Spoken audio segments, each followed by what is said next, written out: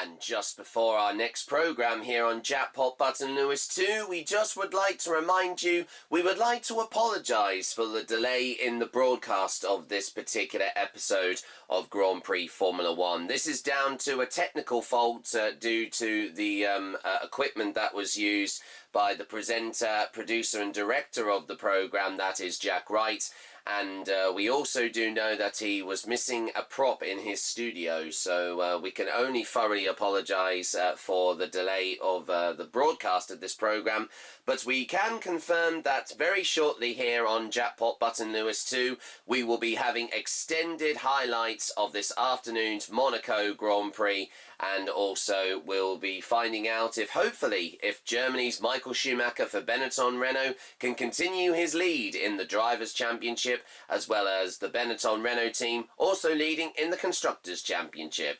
But once again, we'd like to apologise for the delay of this broadcast, but do stay with us here on Jackpot Button Lewis 2, as extended highlights from this afternoon's 1995 Monaco Grand Prix is on very shortly here on Jackpot Button Lewis 2.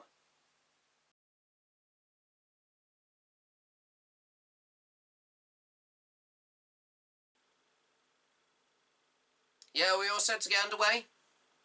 Okay. Sorry about the delay of this episode. I know a lot has been going on, and also I have heard also it's a very special day for me as of tomorrow, as of doing this. Well, that's all I'm going to say. I don't know if the rest of the production team know about it. Well, it happens to be my 31st birthday tomorrow. I know. Of course, I know that obviously next week, that is the next closest Grand Prix to it, so which will be in, of course, Canada. But as you can see, we've got Monaco this time. It's a good job we finally get the chance to do this now, so, yeah, of course, I can only thoroughly apologise for the delay in this. I do still enjoy doing it, though, and from what just happened earlier on from qualifying, I think we're going to be in for a real good race. And what a way to celebrate the 75th anniversary of the sport itself, as well as the 30th as of course, for this year with this series too. Brilliant. Anyway, have a good show, everyone. Let's see what happens, and may the best team win and best driver win when the race gets underway. Okay. Yep. Positions, everyone. Let's do it.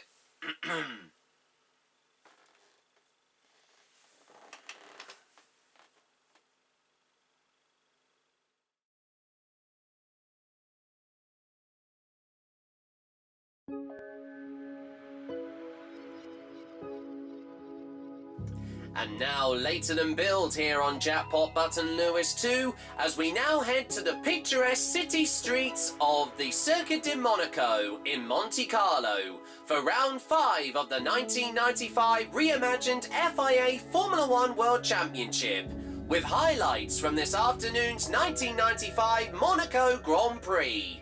Introduced by Jack Wright, with live race commentary from Murray Walker in Grand Prix Formula 1.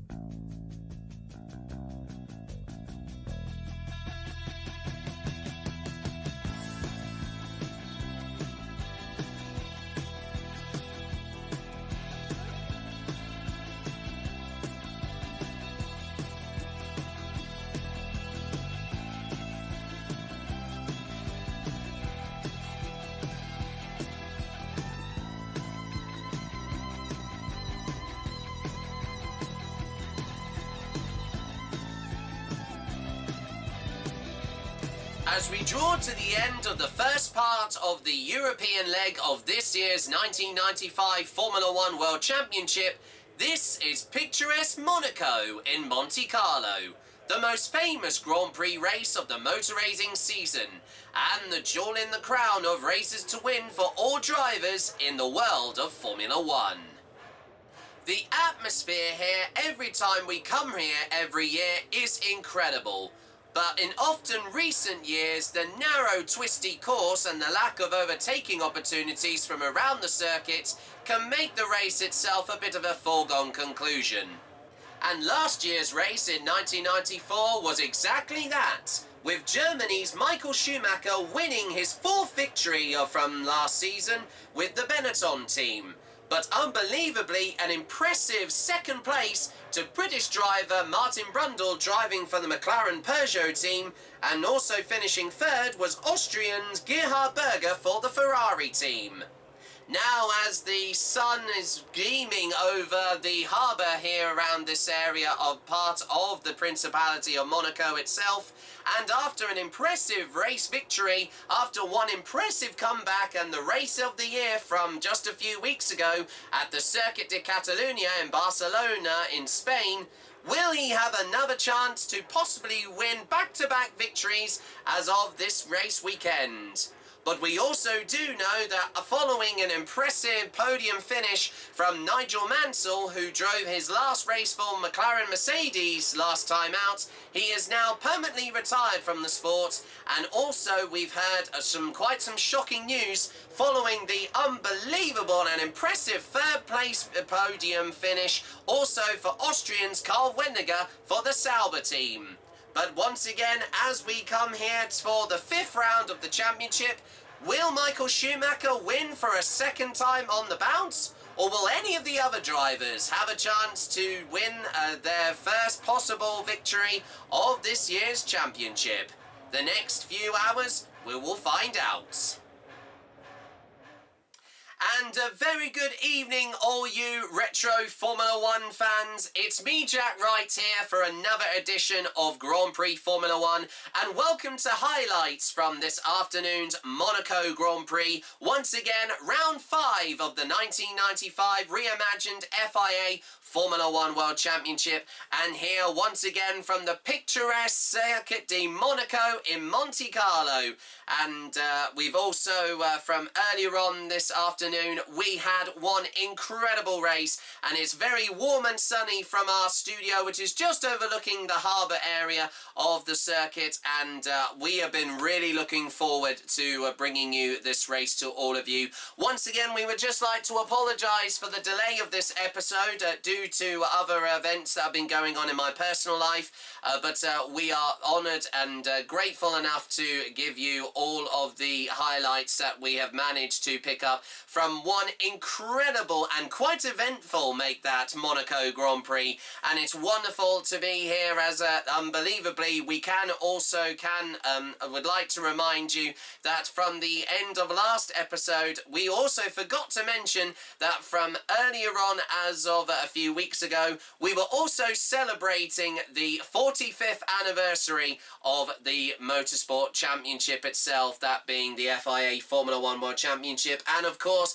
outside of this series of the Jackpot Button Newest Sports Productions universe, it's as of the year of 2025, from of course of actually uploading this video for all of you here exclusively live on YouTube. It's also the 75th anniversary from just a few weeks ago since the championship was first inaugurated as being one of the top motorsport championships in the whole world, that being of world motorsport. And we would like to of course wish everyone who had involvement in, of course, for it all starting all those years ago, all the way back in 1950, and when it was born over 75 years ago from the end of last month. Of course, now we're into the month of June, and the winner of the very first race at the British Grand Prix, unbelievably, at Silverstone, was Giuseppe Nino Farina, driving driving an Alfa Romeo, and he went on to become the first world champion of the sport all those 75 years ago as of this year, and also from 45 years ago as of the year of 1995, in the year that we are, of course, this particular series that we're doing is being set.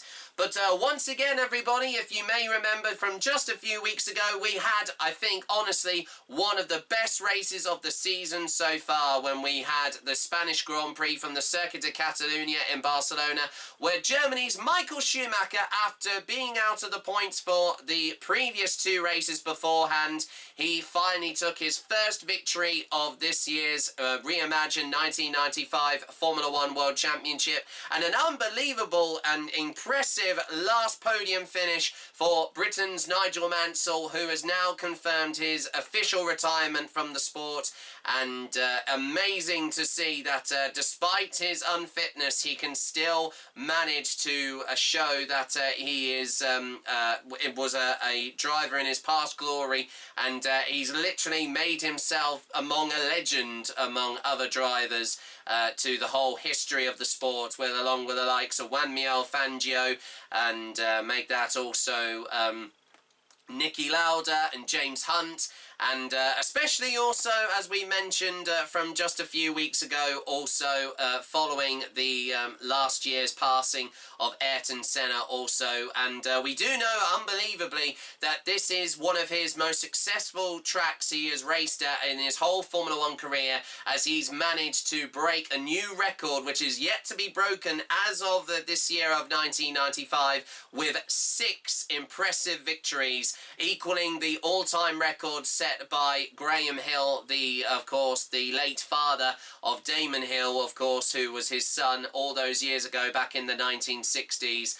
And it was just absolutely incredible to see him actually have that record. For him to still have that standing despite his passing from last year is a remarkable achievement, and I think it will have to wait a very, very long time until that result, or of course that record, might possibly be broken again in future seasons of this sport. But before we get to highlights for this afternoon's, from earlier on this afternoon's Monaco Grand Prix, we would just like to quickly remind you on the Drivers' and Constructors' Championship tables so far. And we did also make a mistake at the end of the last episode to all of you watching, which I know that we totally unexpectedly did that, not completely intentionally, but we can now confirm, as we start with the Drivers' Championship at the moment, Michael Schumacher is currently leading the Drivers' Championship with 14 points,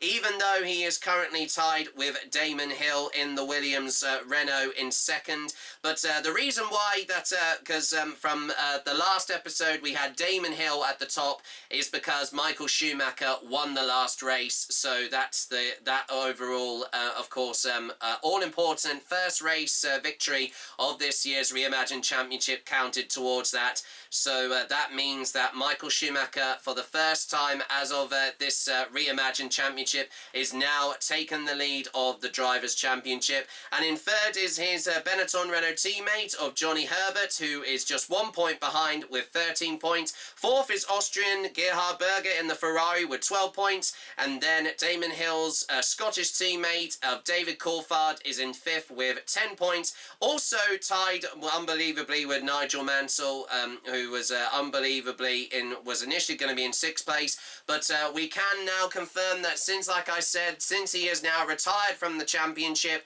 he is of course going to be exempt from the championship now, following his withdrawal from the championship. And with that also being said, also that his teammates before he got replaced by him, of course, Britain's also Mark Blundell with 9 points in seventh. He is back to replace Nigel's seat at McLaren alongside Finnish Mika Häkkinen.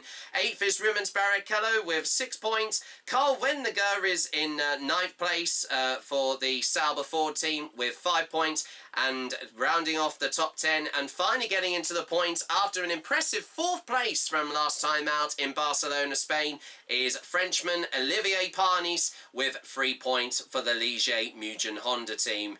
And just outside of the points, we also have an 11th, that being Yukio Katayama with 3 points, and a fellow Frenchman also again for Ferrari in 12th place of Jean Alesi in his Ferrari, tied with Japanese Taki Inoue also in the footwork cart, and rounding out in 14th place is the teammate of Karl Wendlinger, that is German's Heinz-Hald Frentzen, also with 1 point.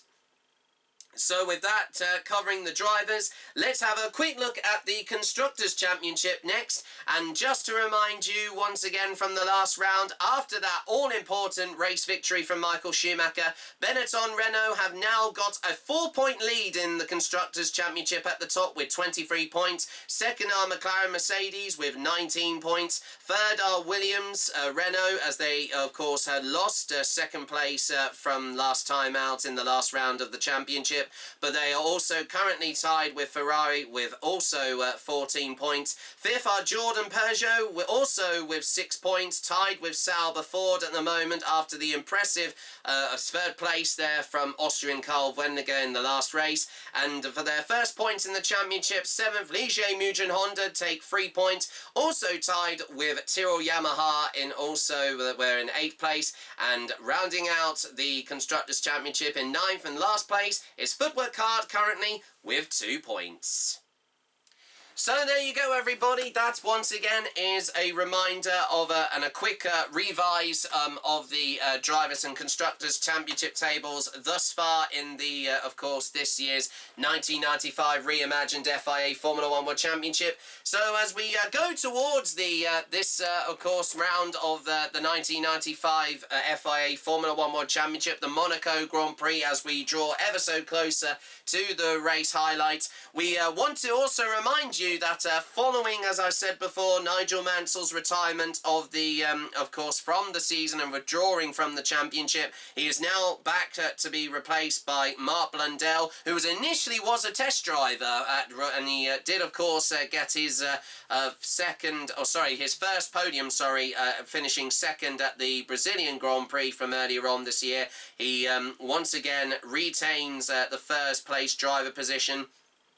And unbelievably, we also do know that unfortunately, despite his impressive podium finish last time out in Barcelona, Spain, Austrians Karl Wendlinger for the Red Bull Sauber Ford team, following an unexpected injury that he picked up over a year ago at this very track, would you believe?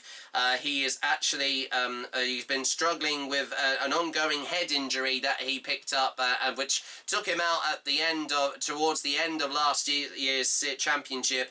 And now, unbelievably, for the first time as of this weekend, he is being replaced by International Formula 3000 champion of Frenchman Jean-Christophe Bouillon. And we do know that we had heard that he is, of course, fresh from winning that championship. He also, unbelievably, the year before, also managed to get a test driver, of course, spot at Williams the year before. But unfortunately, he was, I think, replaced at the last minute, I think, by initially Nigel Mansell, I think, because I do know that with the likes of course, David Coulthard, who came in towards the end of last year, along also with Riccardo Patrese as well, a fellow, of course, Brazilian alongside Rubens Barrichello, for the Jordan Hart team from last year when they did have Hart engine suppliers. But we do know that here that the departure for Nigel Mansell was the main talking point prior to the beginning of this particular race, of course, weekend, as it brought the troubled relationship with McLaren to an end after 2 races with the team. And he made a part-time return to Formula 1, as I mentioned there, from the year before in 1994 as a replacement for the late Ayrton Senna at Williams, but he was passed over in favour of David Coulthard for 1995 as of this year and opted to sign for McLaren instead. And when he tested the MP410 chassis for the first time, it became apparent it had a major handling imbalance, and more seriously, that he did not fit comfortably once again in the monocoque and the cockpit, and thus he was forced to miss the opening 2 races while they built a wider monocoque to accommodate him being inside of the cockpit. And once again, he did compete in the last 2 races of this year's championship, that being, of course, the Spanish and San Marino Grand Prix. But he, in real life, did struggle to match the pace of his Finnish teammate, Mika Häkkinen, and did initially retire his otherwise healthy car from the latter race with handling problems.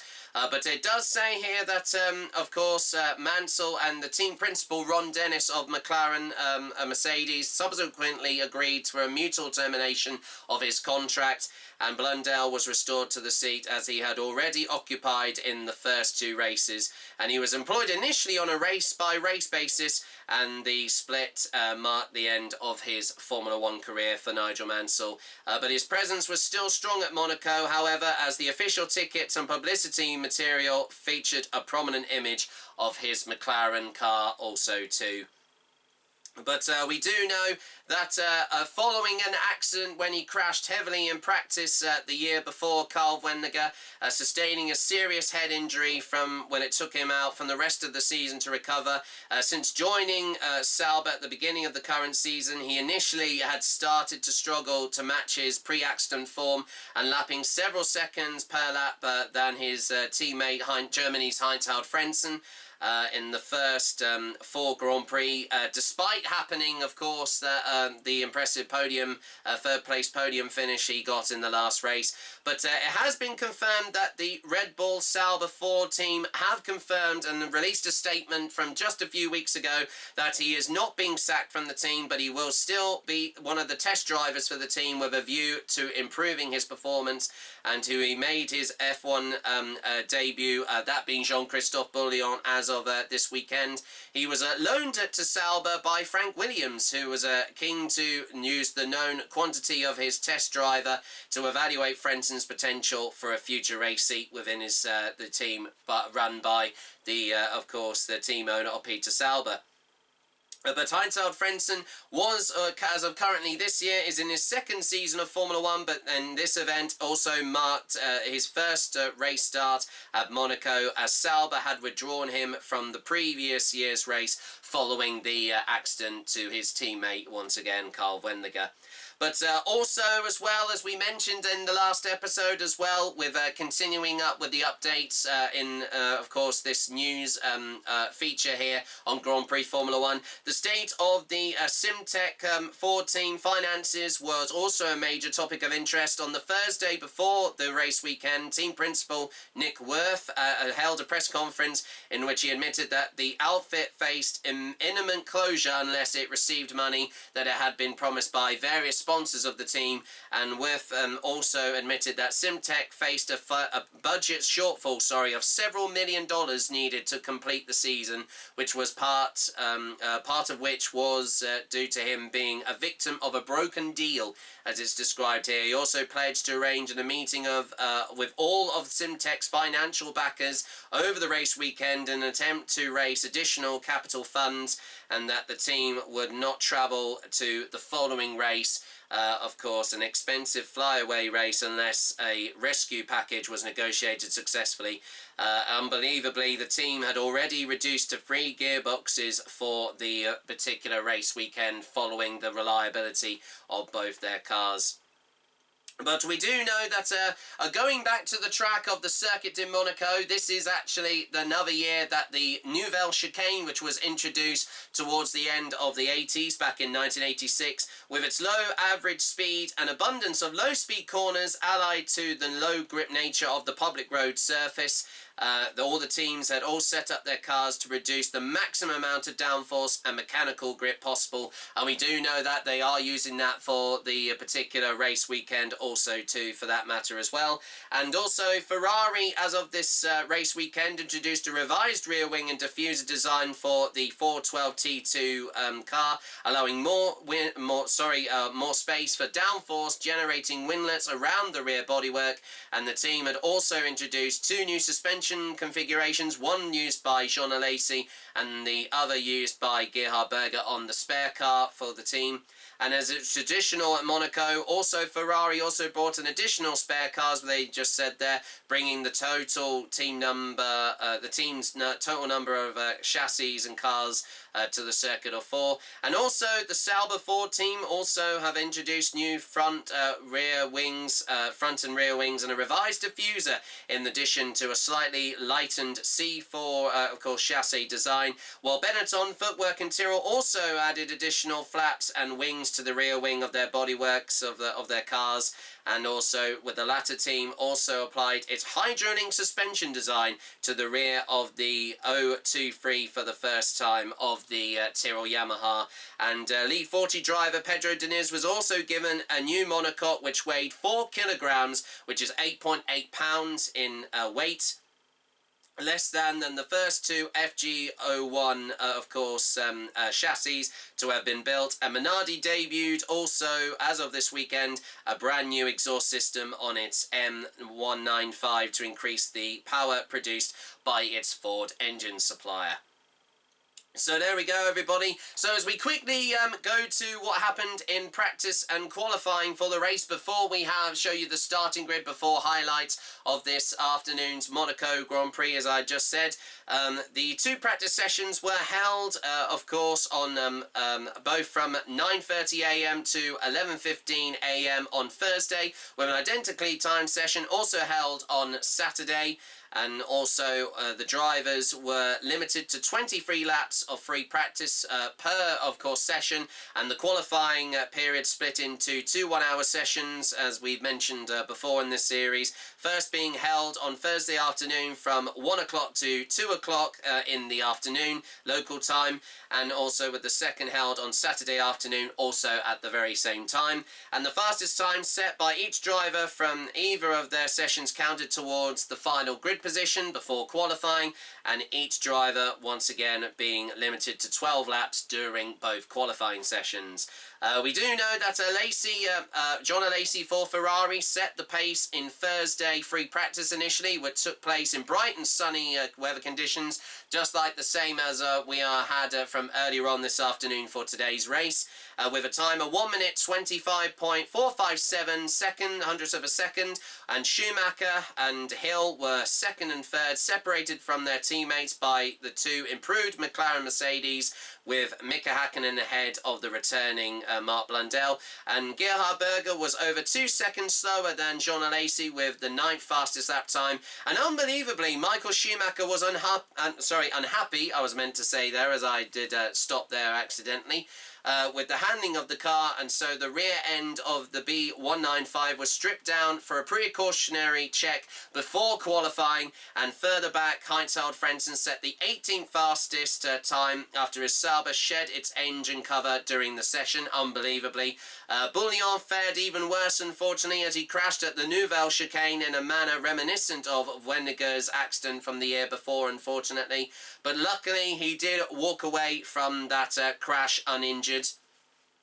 And but due to the shortage of gearboxes for the Simtech 4 team being apparent, as we mentioned, lead driver Jos Verstappen only allowed him to complete 5 laps before developing problems, but his teammate Mimo Sciattarella, unbelievably, despite that happening, set an encouraging 14th fastest time. And commenting on taking provisional pole position on Thursday afternoon, Jean Alesi for the Ferrari team said, "Here, among like most of the tracks, the driver contributes 60% of the result against 40 for the car. This is because the qualities of the chassis are not so important on these twists and turns. Guts are more important." Very strong words there from the Frenchman when he once again took provisional pole in the first qualifying session from Thursday afternoon.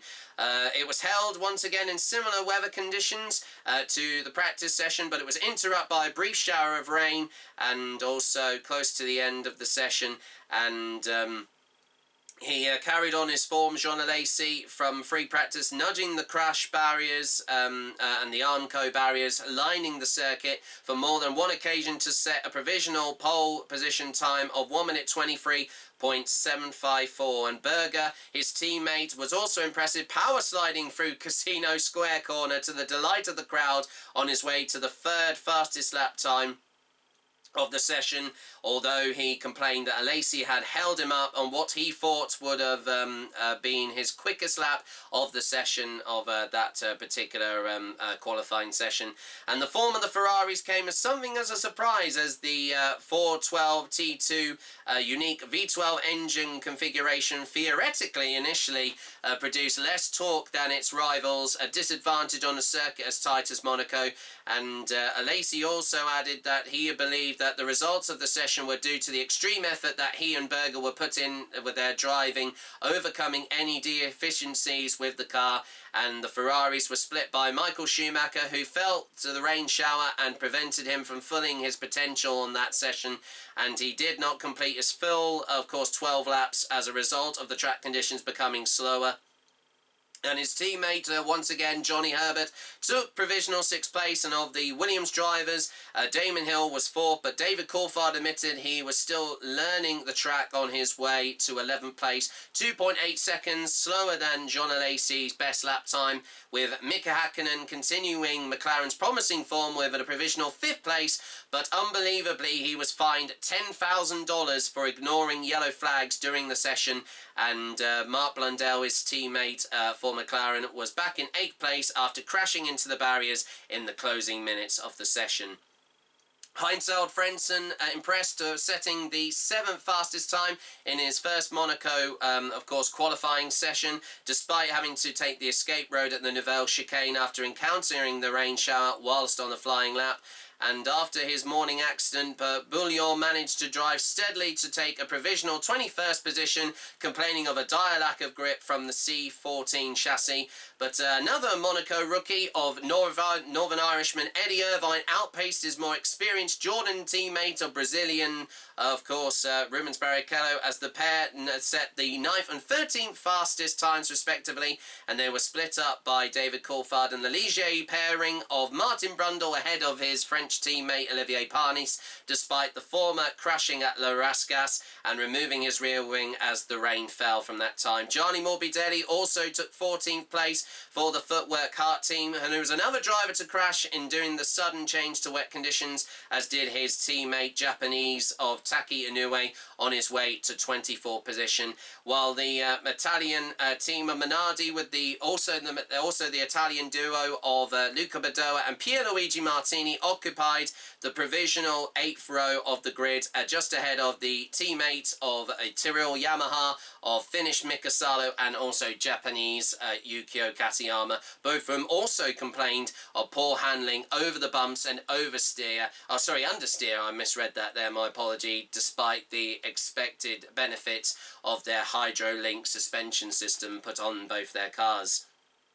But towards the back of the timesheet of Thursday's qualifying, Sciattarella and Verstappen shared the former chassis to set the 20th and 19th place fastest times, as Verstappen's gearbox was still refusing to run smoothly. Sciattarella spun at La Rascasse and attempted to execute a spin turn at the blind entry to the corner, almost collecting Brazilian Roberto Marino's 40 in the process, and he was given a $20,000 fine, suspended for 3 races for creating a very dangerous situation ruled by the FIA.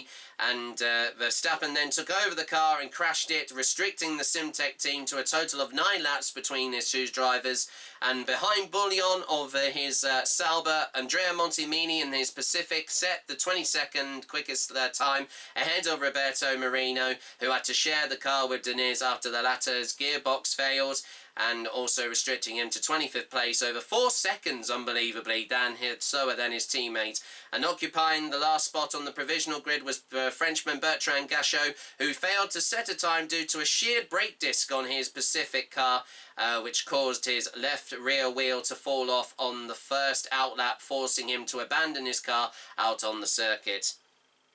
And after taking Friday off, a feature of the event timetable unique to Monaco, the drivers returned to action once again on Saturday afternoon in bright and warm conditions, and unbelievably, Damon Hill in his Williams set the pace with an amazing time of 1 minute 23.648 seconds 468 hundredths of a second, my apologies there, which was the fastest lap of the weekend thus far, and unbelievably he was almost 0.8 seconds ahead of Alesi, who led Coulthard, Hakkinen, Berger and Parnis.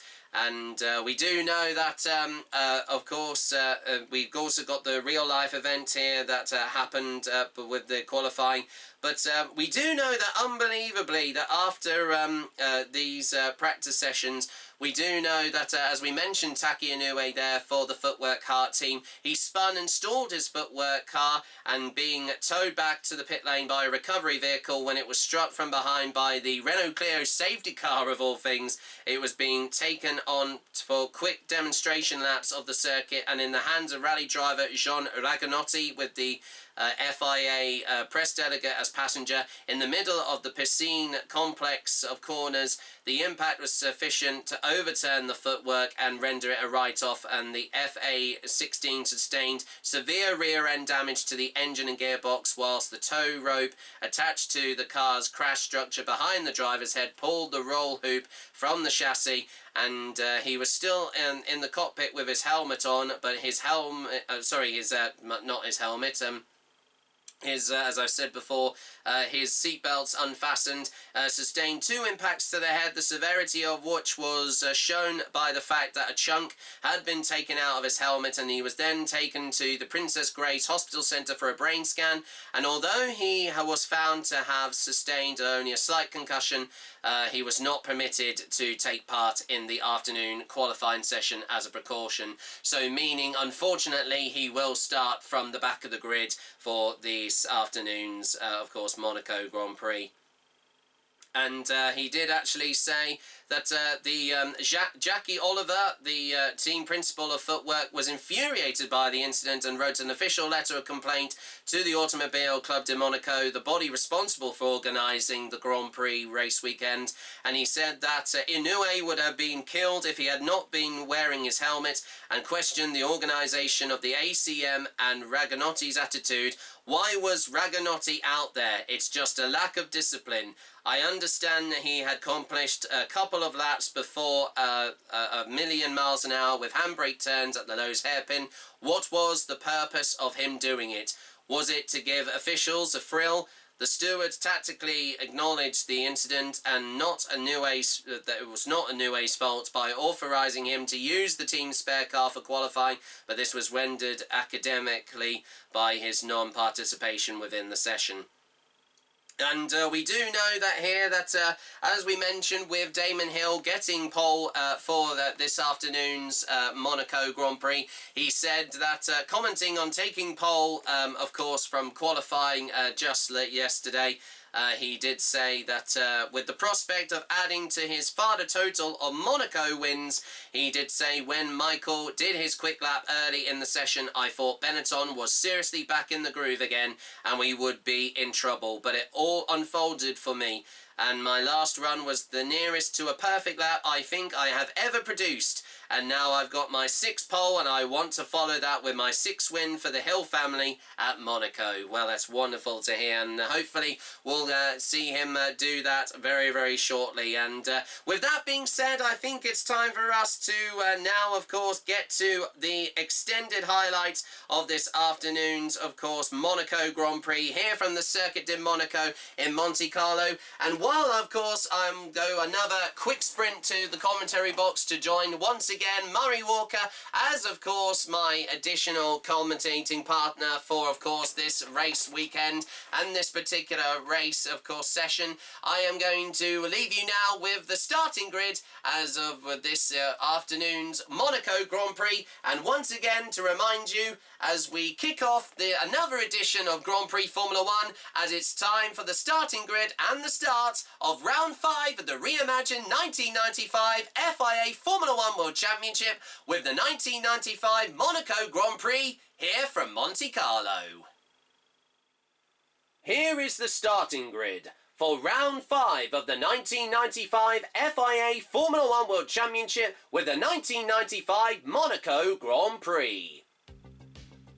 And once again, starting on pole position is Britain's Damon Hill in his Williams Renault, following an impressive second place position from Germany's Michael Schumacher in his Benetton. Third is David Coulthard, and fourth is Gerhard Berger in the first of the Ferraris, with his Frenchman teammate Jean Alesi in fifth, with Finnish Mika Hakkinen in sixth. Seventh is Johnny Herbert with Martin Brundle in eighth. Ninth is Eddie Irvine, along with the return of Mark Blundell in his McLaren in 10th. 11th, Rubens Barrichello with Olivier Panis in the second of the Ligiers is in 12th. 13th is Gianni Morbidelli with 14th Heinz-Harald Frentzen in his Sauber. 15th is Yukio Katayama in the first of the Tyrrells, with 16th Luca Badoa in his Minardi. 17th is Mika Salo with Pierluigi Martini in 18th. 19th is his first impressive debut of Jean-Christophe Bourlion in the second of the Saubers. Sciattarella is in 20th with 21st Bertrand Gachot. 21st is Pedro Diniz. 13th is Jos Verstappen. 14th is Roberto Marino in the second of the 40 full-course Fords. 15th is Andrea Montemini in his Pacific Ford. And starting back, despite not qualifying and not taking part in the qualifying session, is Taki Inoue in the second Footwork Hearts.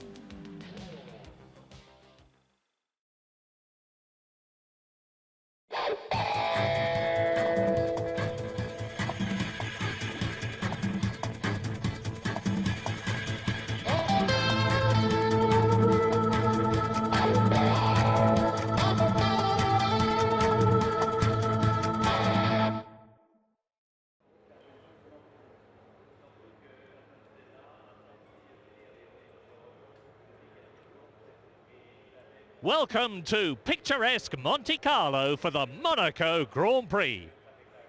FIA Formula One World Championship. Round 5. The 1995 Grand Prix de Monaco from the Circuit De Monaco in Monte Carlo. And now, to take you through all 78 laps of this afternoon's 1995 Monaco Grand Prix, it's now time to hand you over to our official race commentators. First of all, Jack Wright, and then shortly followed by the legendary voice of Formula One himself, Murray Walker. So, following his all-important and impressive pole position performance in yesterday's qualifying session, Britain's Damon Hill in his Williams Renault is once again on pole for this afternoon's Monaco Grand Prix, and I'm sure he would fancy his chances to hopefully win here, hopefully to follow in the footsteps of his late father, that was unbelievably named the Master of Monaco, that being Graham Hill, and hopefully in future years to come he would also want to try and break that all-time record, that being set by Ayrton Senna of winning 6 times here, and he is the most recent driver to have broken that record. Unbelievably, that was previously stood by Graham Hill himself there, so very exciting to see what he can do, and especially an impressive qualifying there from Michael Schumacher. He did struggle in one of the qualifying sessions, but hopefully with him being also on the front row just next to Damon, if he could get a more better start, he could literally do quite a audacious move, maybe into the first corner at Beau Rivage. But there are no room for mistakes on this circuit. There is very little runoffs, and the track is fairly narrow, and one mistake in any of the corners and you could be out of the entire race. So let's hope that we don't have too many retirements this afternoon. Let's pray that we do not, hopefully, let that happen. Anyway, with that being said, all 26 drivers are now on the grid and waiting for the lights to come on. Here we go. It's time for extended live race coverage here on Jackpot Button Lewis Sport Productions, as we have round 5 of the 1995 reimagined FIA Formula One World Championship with the 1995 Monaco Grand Prix here from Monte Carlo.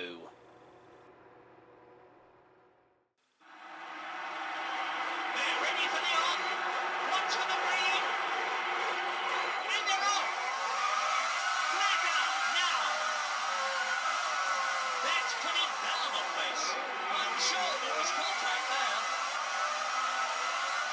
there was, Murray, unbelievably. John Alesi's Ferrari just rear-ended Schumacher's Benetton. What on earth was he doing there? But despite that collision, Schumacher is off to a good start, and both the Williams of Damon Hill and David Coulthard have managed to get away from among the chaos as they go through the tunnel for the first time and up to the Nouvelle chicane.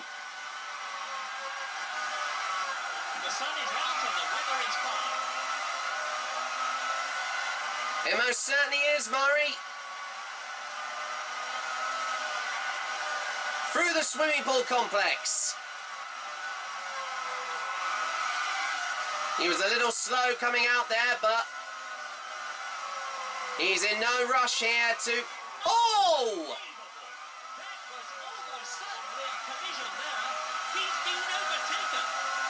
Well, unbelievably, just out of nowhere.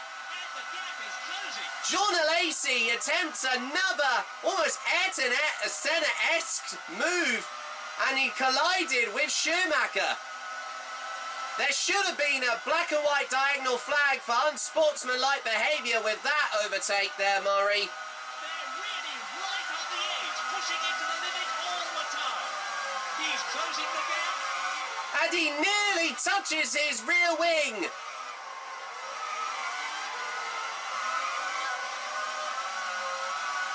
Alesi's very lucky to get away with that one, but then... The race leader, Damon Hill.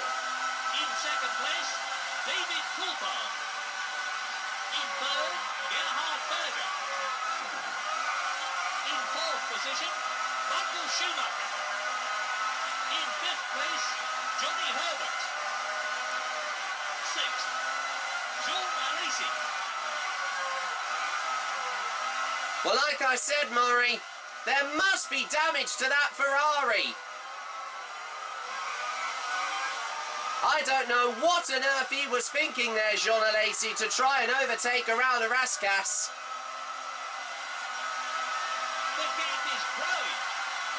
Slightly, Murray, but there's only just a few seconds among the first 4 drivers out of the top 6.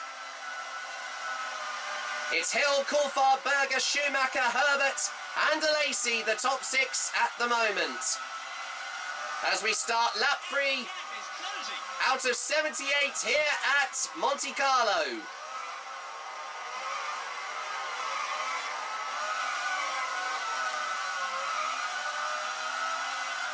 Schumacher got a real good run there through Mirabeau, but I don't think he has got enough.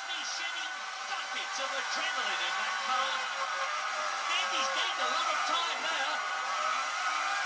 He's really up his rear wing at the moment now. This is incredible driving from Schumacher. That Benetton has definitely got more pace than that Ferrari at the moment. Gerhard Berger sets the first fastest lap at 1 minute 25.960 hundredths of a second. He's only just half a second to Gerhard Berger now, Michael. Race order. First, Damon Hill. In second, David Coulthard. Third, Gerhard Berger. In fourth place, Michael Schumacher. In fifth, Johnny Herbert.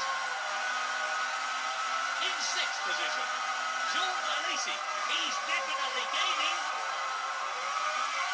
He's really trying to make up as much time as possible, Schumacher. He can attempt an overtake, possibly very soon. Oh, he just nearly goes wide into the Armco barrier towards the tunnel.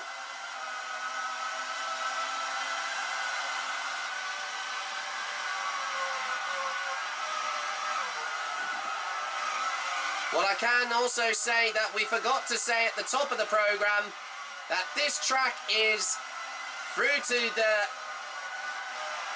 just how the game is run. The tyres go off very quickly on this. He must be shedding buckets Buckets of adrenaline in that car. Public road, of course, surface. Well, I don't think he's just shedding adrenaline, Murray. I think he's starting to get a sweat on in that cockpit. The gap is increasing.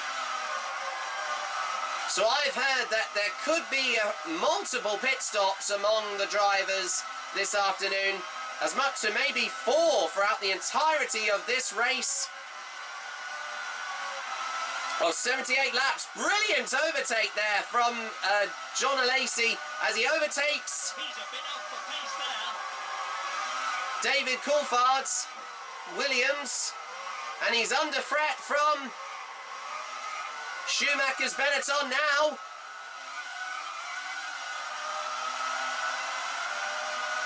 Race order. In first place, David Coulthard. Second, Gerhard Berger. In third, Damon Hill. In fourth place, Michael Schumacher. In fifth position, Johnny Herbert. In sixth, Mika Häkkinen. My apologies, I didn't realise it was Coulthard that was still leading. But that's really unfortunate for Damon. Despite getting a good start, unbelievably, Alesi has managed to close on him. And it's crazy to think both of the championship leaders are fighting for third and fourth. But look at this! He must be shedding buckets of adrenaline in that car. Look at this! Look at this!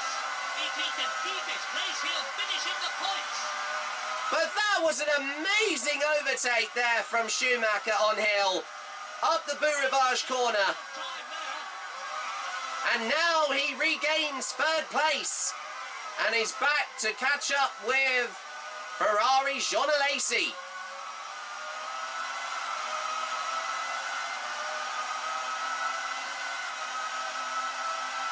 Five seconds is the gap to Coulthard over Schumacher here at the moment. Closing.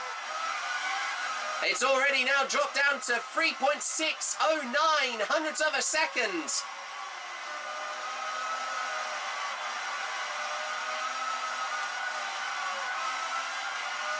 That was very narrow to the Armco barrier there. I think he was just a whisker away from damaging one of his front wheels there. Race order. First, David Coulthard. In second position, Gerhard Berger. In third place, Michael Schumacher. In fourth, Damon Hill. In fifth position, Johnny Herbert. In sixth place, Mika Häkkinen. I think I might have made a mistake again there. My apologies if I did. I didn't realise He's shedding buckets of adrenaline in that car. Berger was ahead of his teammate Alesi. I think he's further back down the field. But we can only show the top 6 drivers on our screen here.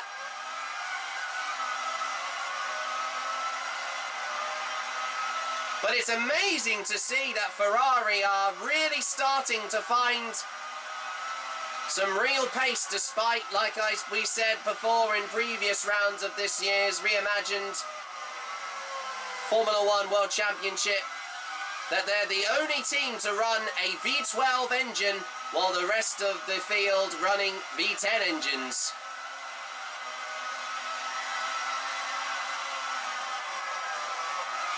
But that was a great run out of... Oh! Oh my word! There was definitely contact between the two cars. Superlative! That's moved him up a place. Well, I think Gerhard Berger could be penalised there for another unsportsmanlike behaviour. Time now. Driving manoeuvre there. He should have let Schumacher past. He had the faster car there, Murray. I'm sure you'd agree with me on that. But he's managed to get up to second place now. And now chasing up Race order. In first, David Coulthard. In second place, Michael Schumacher. In third, Gerhard Berger. It's not enough to be lucky, you've got to be good. And he is that. In fourth position, Damon Hill. In fifth, Mika Häkkinen. Sixth, Johnny Herbert. Once again of David Coulthard's Williams Renault, and Michael Schumacher sets the fastest lap of 1 minute 24.646 hundredths of a second. Absolutely smashing the last fastest lap time record, previously held once again by Gerhard Berger of Ferrari. As David Coulthard starts lap 8 out of 78 here at Monte Carlo. He's gained a lot of time now.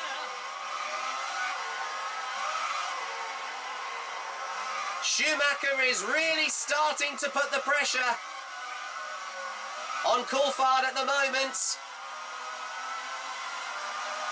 He's eyeing up another overtake whenever he can around this circuit. He needs to be careful though, he doesn't want to damage his front wing. He may have picked up a bit of rear wing damage from Berger earlier on. And they've already started to catch up with the back markers already. Ooh! And he nearly tagged, I think that was Roberto Moreno's 40. Which Schumacher has no problem of getting past, as he's already... First, David Coulthard. In second, Michael Schumacher. In third place, Damon Hill. In fourth position, Gerhard Berger. In fifth, Mika Häkkinen. Well, he's already been lapped, Johnny Herbert. and a blue flag was waved by the marshals for him to get out the way, but look at this with Coulthard. He's almost brought to a standstill there. But he manages to overtake. I think that was Montemini's Pacific, and he's starting to catch up with one of the Simtech Fords. I think that might be Sciattarella.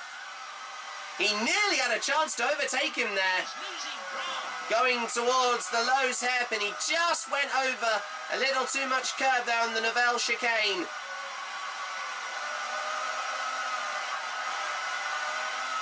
But I'm sure he can use the back markers to his advantage here, Schumacher, because he's really being slowed up here, Coulthard, which I'm sure is quite frustrating to him.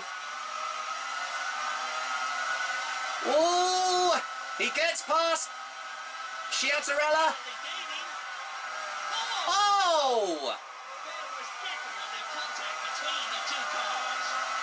And out of nowhere, Damon Hill has managed to catch up. And he's just tagged the rear end of Schumacher's Benetton. Adrenaline in that car. There should be some damage to his front wing after that move. What on earth was he thinking? It feels like that the AI on this circuit has got a lot to play here with the outcome of this race. Race order. First, David Coulthard. In second, Michael Schumacher. In third place, Damon Hill. He's a bit off the pace there. Fourth, Gerhard Berger. In fifth, Jean Alesi. In sixth place, Mika Häkkinen. Well, this is quite unbelievable, because since how slow this circuit is, that is just insane that Damon Hill has managed to catch up with not just Coulthard, or Schumacher rather, as well as his teammate. Oh, that was a good run! Oh! He nearly had him going through Beau Rivage there, Schumacher. He's definitely got the quicker car here at the moment. And his tyres already starting to shred quite rapidly also too. He's closing the gap. I wouldn't be surprised if some of the drivers are going to come in for their unbelievably first of many pit stops for this afternoon's Monaco Grand Prix. They're really right on the edge, pushing it to the limit all the time. We just heard from our producers that Michael Schumacher's race engineer is going to be pitting on lap 14. And unbelievably, he's going for a four-stop strategy. That's insane, but I feel like other drivers are going to maybe follow suit here. So I don't know how on earth that's going to work this afternoon, but anything can happen in Formula One, as you normally used to say, Murray. But they are starting, he's starting to get a bit of oversteer. He's lucky he hasn't managed to spin out yet. The race leader, David Coulthard. In second, Michael Schumacher. Third, Damon Hill. In fourth place, John Alesi. In fifth, Gerhard Berger. In sixth position, Mika Häkkinen. Oh, Definitely gaining. he nearly was trying to go for an overtake there again near the Lowe's hairpin. So there's another back marker coming up, and I think that's another of the Pacific Fords, and he's got him! Up into first position. That was a brilliant overtake there on, I think that was the back corner there, and here comes, watch out, he's about to patch up on the back marker of Bertrand Gachot's Pacific. He needs to pass him quickly here so that Loves these kind of conditions. he can have a little bit of a gap to Coulthard's Williams.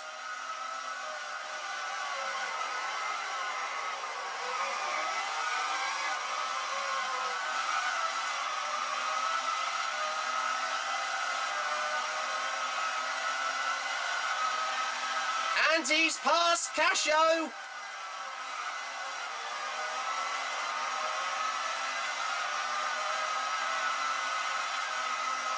And even though he's leading, I think he might be attempting an undercut here, so Michael Schumacher in his Benetton Renault is going to come in for his first pit stop at the end of the next lap.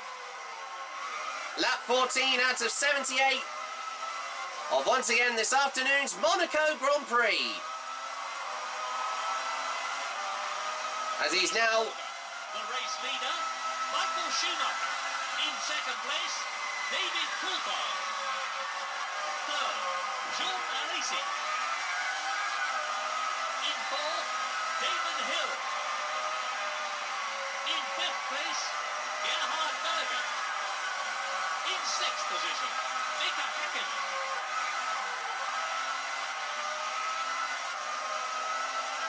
some brilliant driving from the Finn of Mika Häkkinen in his McLaren Mercedes. Once again, they are currently second in the Constructors' Championship going into this Grand Prix weekend. They're really right on the edge, pushing it to the limit all the time. And Schumacher is about to overtake Pierluigi Martini's Minardi. Oh, he's gone wide! Nearly hitting the Armco barrier near Casino Square. But he just avoids it, surprisingly. And he manages to overtake Martini's Minardi. And next up, I think that could be Pedro Diniz in the other 40 course Ford. He's looking very slow there. Oh, he's just overcooked it on the chicane. I don't think he may have cut the corner there. He was trying to avoid making contact with him there, I think, Murray. I think he got away with that. But Schumacher's going to come in for his first pit stop.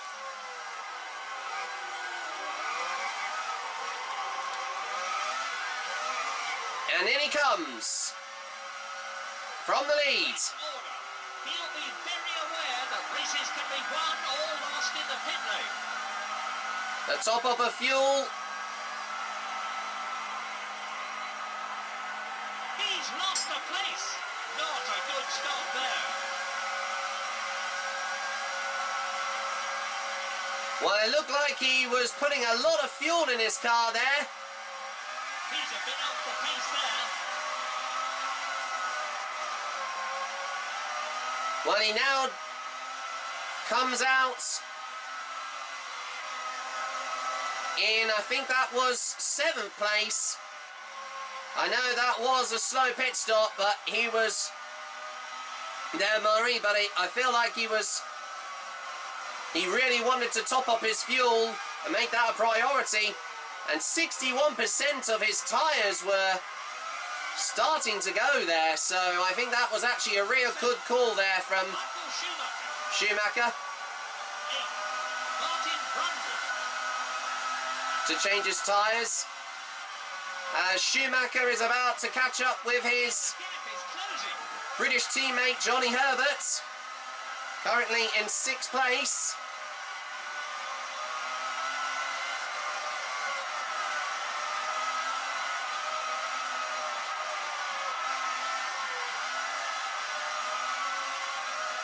As David Coulthard is currently on lap 16 out of 78 of this afternoon's Monaco Grand Prix. That's a good run. Oh, he's right up his rear wing. He's closing the gap. He's right underneath the rear wing of the car in front. Yes! He should be finishing in the points now. Herbert just was a little slow going through the first corner. David Coulthard, John Alesi, Damon Hill, Gerhard Berger. He must be shedding buckets of adrenaline in that car. You can see visually just how small the gap is. Look at that.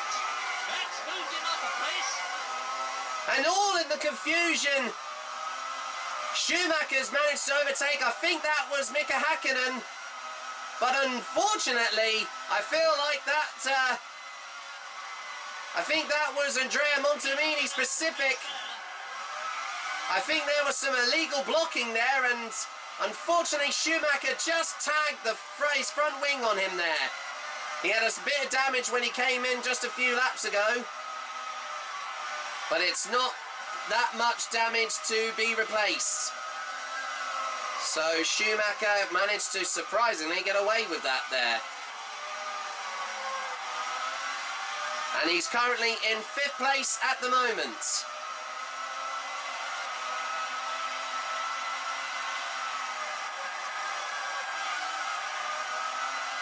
As he's 6 seconds behind Berger, and Coulthard leads from Jean Alesi in 2nd, and 3rd is Williams teammate Damon Hill.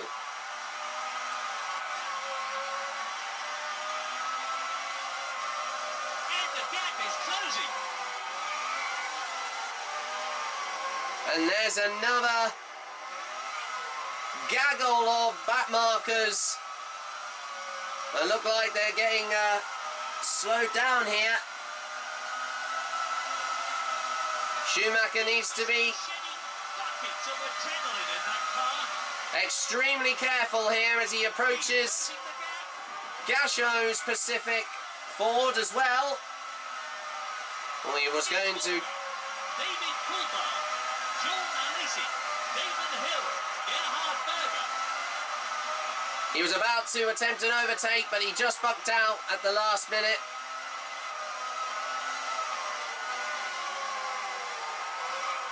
And I said back there, if you misheard that there, I didn't say anything else that may be deemed inappropriate. He's a bit off the pace there.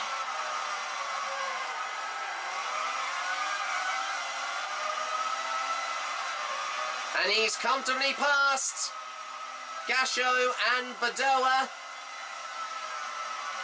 in their respected cars. And also Roberto Moreno in the 40 Course Ford. And now he's just 3 seconds to Michael Schumacher, sorry, Berger. Of course, and vice versa there. And Coulthard is currently nearing a 30-second gap lead to Michael Schumacher. He's definitely gaining. At the present moment, he absolutely is, Murray. He's really starting to find his stride here among the narrow, twisty, of course, Right on the edge, pushing it to the limit all the time. city streets of the Circuit De Monaco circuit. That's a great run, and he nearly could have Berger here. Ooh! And he's gained a lot of time there. No! Dear, oh dear. I'm sure there was contact there. He forces his way through. Well, that looked like an Ayrton Senna-esque move anyway. David Coulthard, Jean Alesi, Damon Hill, Michael Schumacher. But I feel like Berger turned into Schumacher there, and I feel like that he might get a penalty for that.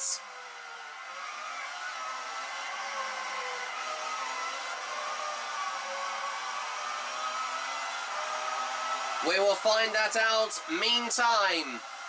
But despite that, Schumacher is now up to 4th place. And he's gained a lot of time there. Surprisingly enough, Murray.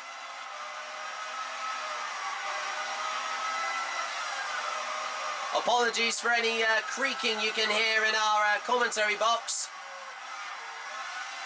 That was totally unexpected.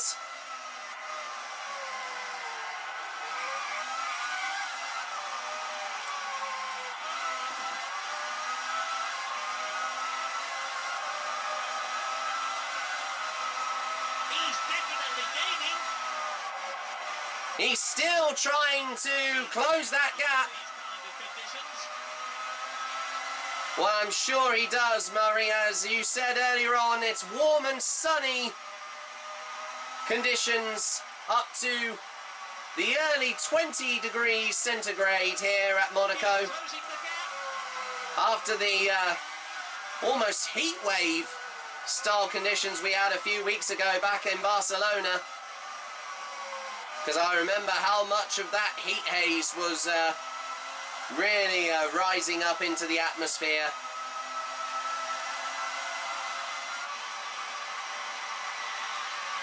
And the gap is closing. He nearly hits the tyre barrier there on the Nouvelle chicane, but Race order. David Coulthard, Jean Alesi, Damon Hill, Michael Schumacher. he avoids the barrier. And look how close Coulthard is to Jean Alesi, or more rather, Jean Alesi rather. He's under just 1/100th of a second separating him. He's definitely gaining. This will be very impressive to see if the Ferrari team could possibly attempt an overtake in the next few laps. They're currently in 2nd and 5th at the moment in the current race classification as Schumacher passes Gachot again. A lot of time there. It's not enough to be lucky.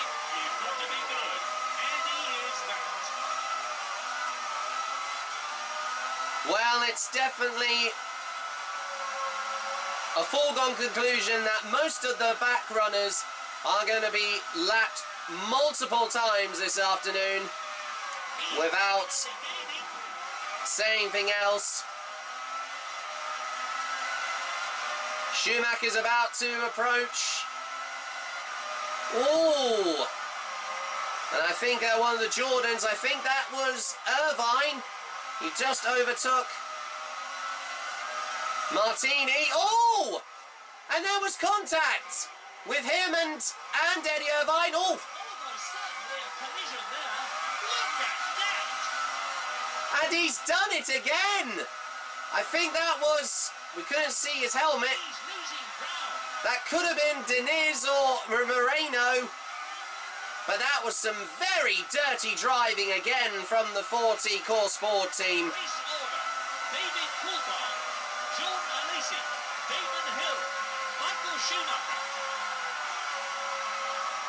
If he is not careful, I think we could be seeing a disqualification here. Another contact there from Bedoya on Irvine. Oh, but he's left a gap open and he's passed. I think that was past Eddie Irvine there in this Jordan Peugeot. They're really right on the edge, pushing it to the limit all the time. The gap is growing. And apologies for the cutout in our on our television feed. That is due to the game disc flickering, but we've tried as hard as possible to try and clean it, because weirdly enough this is unbelievably a 25-year-old game. Oh! And he did go a little wide out. I think he suffered some oversteer coming out of Larascas.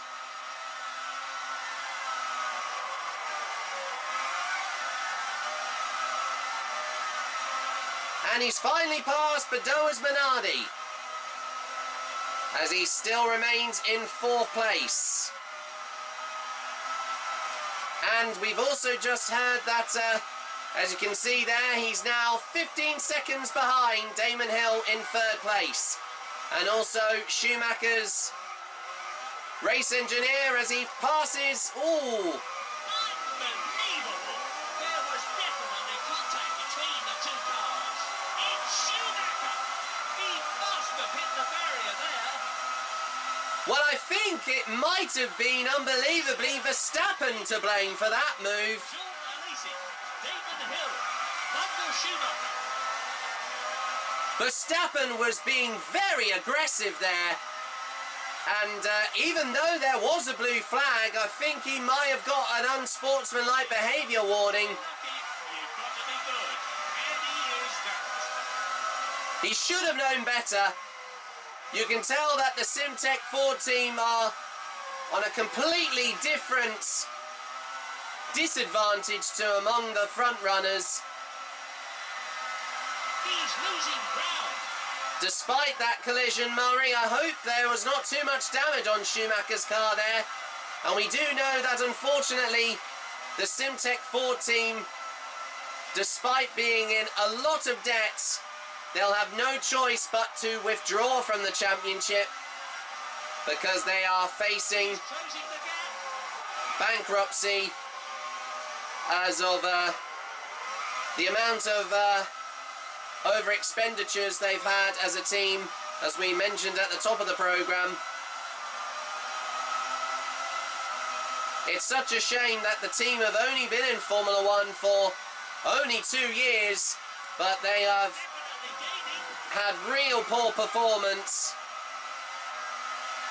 Schumacher is desperately trying to get past now the 2 footwork carts of Morbidelli, and I think that was a Niue he just passed just now, but Morbidelli is coming up.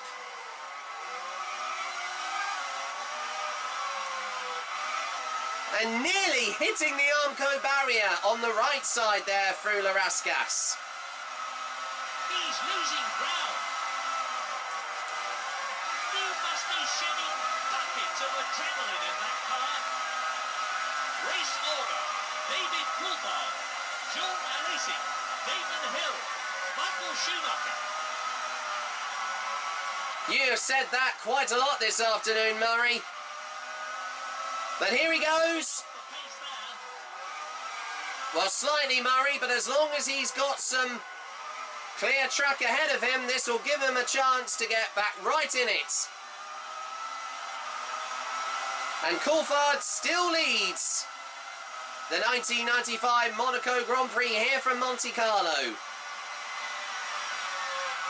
He's closing the gap. Oh! Schumacher. He's into the barriers. And he just skidded. He just skidded his car and just tapped the Armco barrier. I think the wheels just spun on the curb there. I hope that was not too much damage. I mean, that's the first time he's actually hit the barrier on his own this time, than not just being aided by a slower driver. That's a Benetton. I think that was contact with the barrier there. And another near miss there, unfortunately for Coulthard. Sorry, Schumacher. As Coulthard starts lap 26 out of 78. And if we didn't say earlier on, the Benetton mechanics are expecting Schumacher to come in on lap 34 for his second pit stop. I feel like I initially thought his tyres went there despite that unfortunate spin into the barriers. Surprisingly enough though, the front nose cone is still on his car. David Coulthard, David Hill, Michael Schumacher. And one of the Pacific Fords, I think that's Montemini, he might have hit, I think that was Taki Inoue's footwork.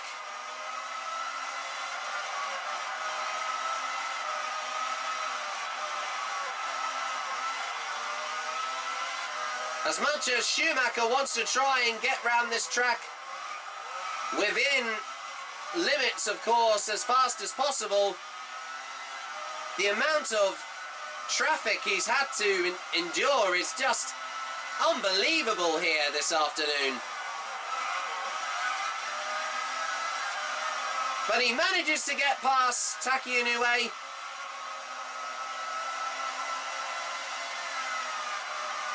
Now he's got a lot of time to try and make up here, but I'm sure he can do that. He's a bit off the pace there. We do know what happened over a few weeks ago when he had that impressive comeback, overtaking Nigel Mansell in his McLaren Mercedes in the last few laps of the last Grand Prix.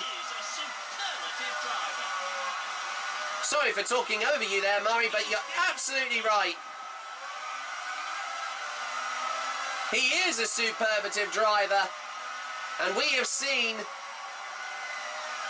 the way that he drove in the last race really has shown that he has got a lot of potential going in towards the midway point of this year's championship.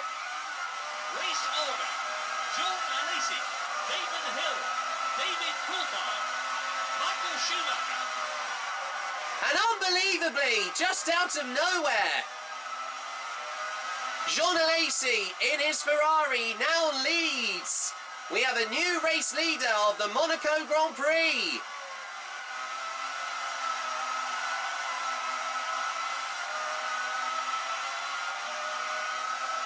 Schumacher approaches. He most certainly was, and he manages to get past Olivier Parnis's Ligier with no trouble at all.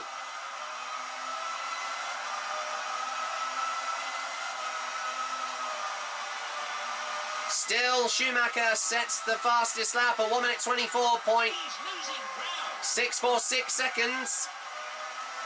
Slightly, Murray, but that time gap is going down slowly but surely. As now Coulthard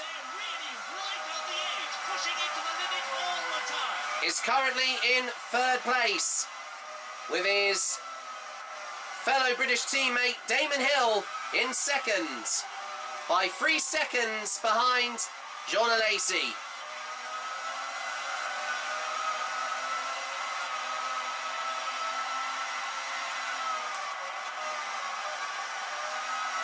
Since there's such a huge time gap, we don't know who's in from 4th to 6th at the moment, but I'm sure we will find out as soon as, that is, if Schumacher can catch up with Coulthard. And Alesi is 32 seconds ahead of him, which goes down now to 31.398 hundredths of a second at the present moment. Race order. John Alesi, Damon Hill, David Coulthard, Michael Schumacher. And he's gained a lot of time there.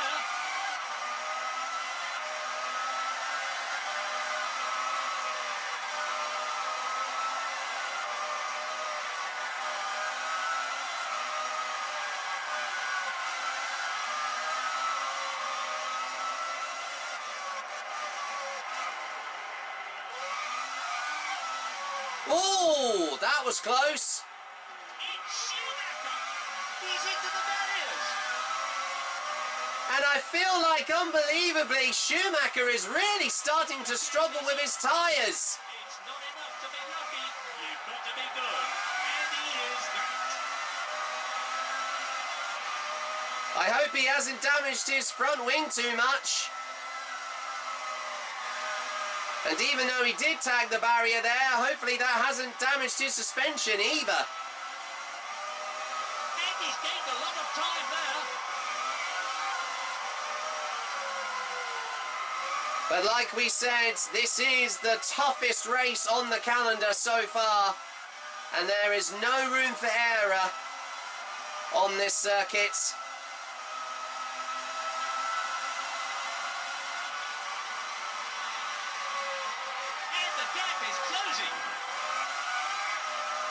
Oh, and a good slingshot manoeuvre there on Gasho's Pacific there from Schmeichel. And nearing touching the Armco barrier. A 13-second gap stands between Coulthard and Schumacher at the moment.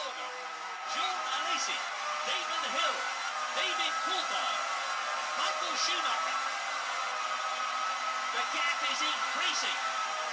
And the drivers are about to approach the second pit stop window of this afternoon's Grand Prix.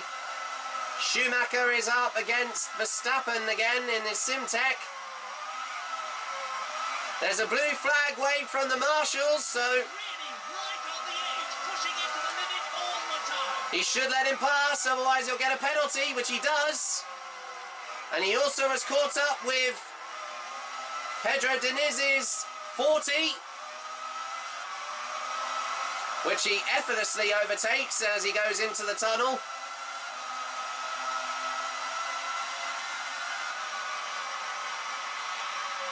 He's definitely gaining.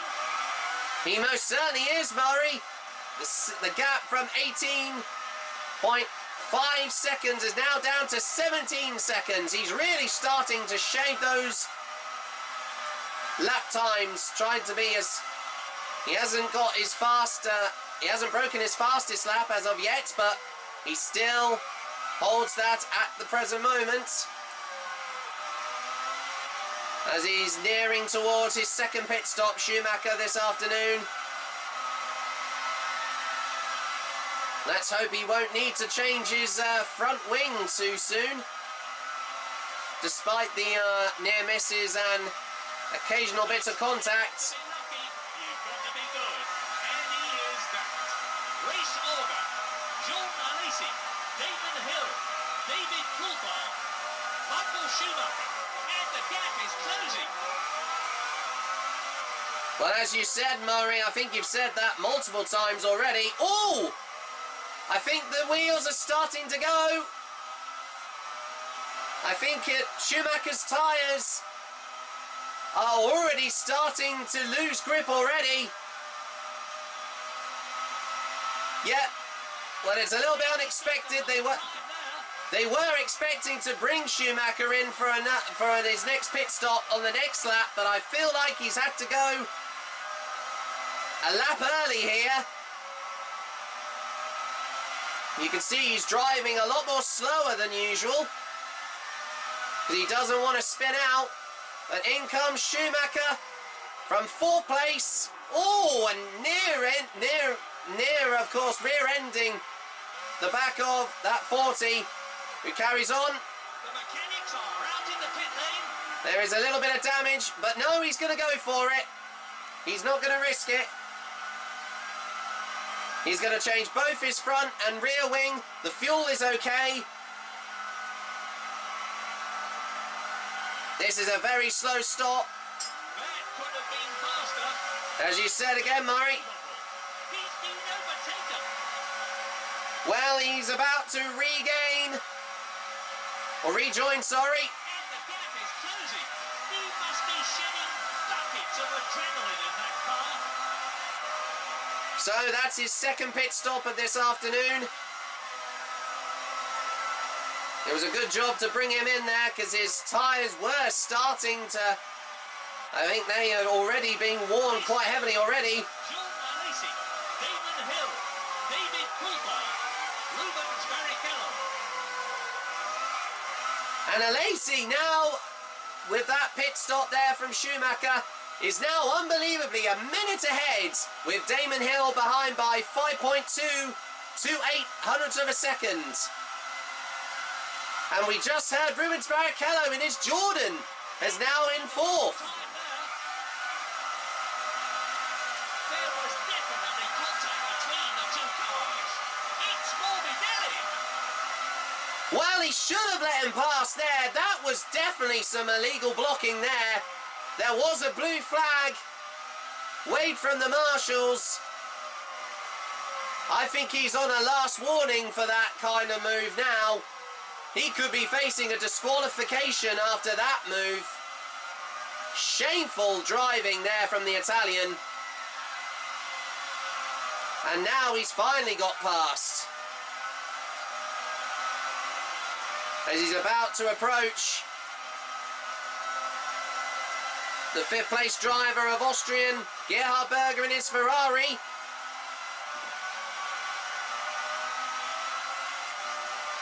He's definitely gaining. They're really right on the edge, pushing it to the limit all the time. Oh, that was a good switchback. He's going to go for another move. And he's got him. Brilliant overtake there from Schumacher. Forces his way through. He literally did force his way through with that overtake there, Murray. A brilliant bit of driving there from the German. Increasing. And now he's back into fifth place. Back with Pedro Diniz in his Race order. 40. John Alesi, Damon Hill, David Cooper, Rubens Barrichello.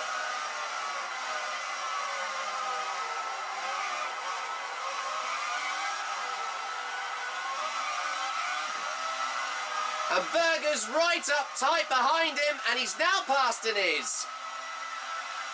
He nearly had him at a Raskas there,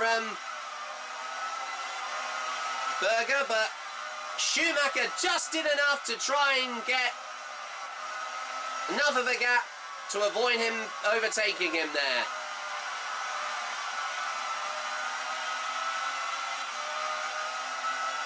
And he's gained a lot of time there. Oh, and there's contact! What on earth was going on there? That was Rubens Barrichello with one of the Simtex. Oh, my apologies, one of the Pacifics there. I think that was Gasho. It's not enough to be lucky. You've got to be good. And he is that. And he's gained a lot of time there. Gasho should have got out of the way there. I'm surprised that... I don't know if he made contact with the Brazilian there. But brilliant to see that one of the Jordan Peugeots in the top 6 at the moment, holding on to 3 valuable points in the Drivers' Championship.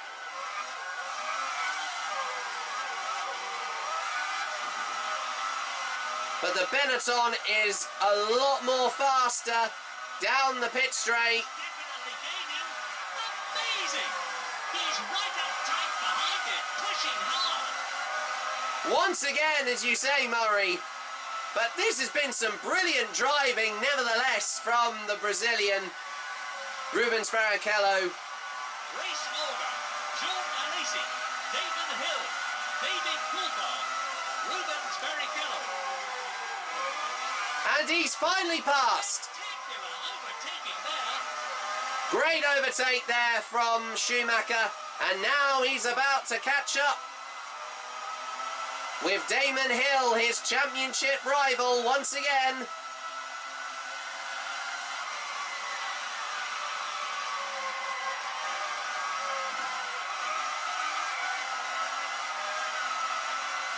And he catches up with back markers again. I think that's the Minardi or Martini again. And now Barrichello's teammate, Really is a superlative driver. Eddie Irvine. Now he's 14 seconds now to Coulthard there, Schumacher. But look at the pace of these two here. Oh, brilliant overtake there. It looked like he nearly brake checked Schumacher Irvine, but quick thinking and lightning reactions there from the young German. 1 minute, 5 seconds, now down to 1 minute, 2.809 hundredths of a second. There from Jean Alesi, as Schumacher is now starting to once again catch up with both the Williams-Renault drivers. And this is some great driving from the team, who are once again dropped down from second to third. Alesi, Damon Hill, David Coulthard, Michael Schumacher. In the Constructors' Championship. So this result will be huge for them if they stay where they are, if they can time their pit stops right this afternoon for the rest of this Grand Prix. He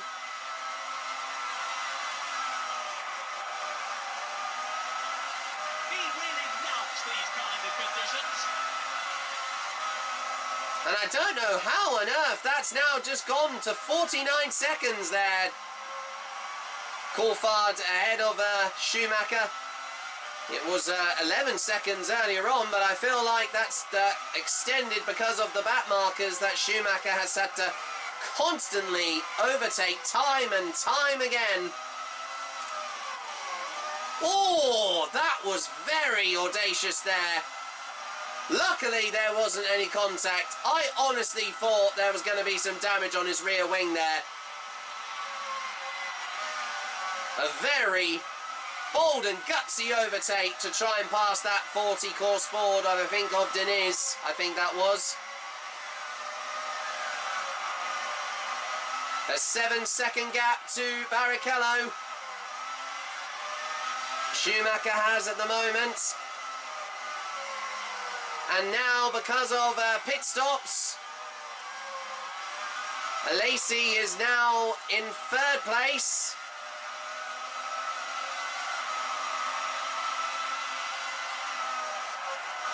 As he has lost in the lead due to, I think, pitting. So once again, David Coulthard is currently leading the 1995 Monaco Grand Prix as we come up to David Coulthard, Damon Hill, Jean Alesi, Michael Schumacher. just over half the race distance. They're really right on the edge, pushing it to the limit all the time. Of this afternoon's Monaco Grand Prix here from Monte Carlo.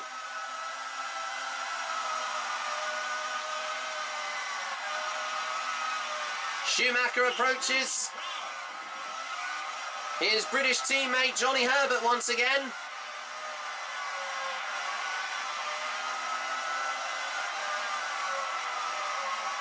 But I think the marshals are waving a blue flag, so he needs to get past him. Schumacher is in the faster car, even though they are teammates for the, once again, for the Benetton Renault team.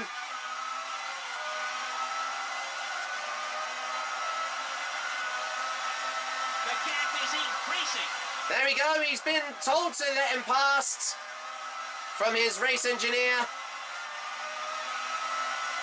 It's interesting to know where he currently is in the classification at the moment.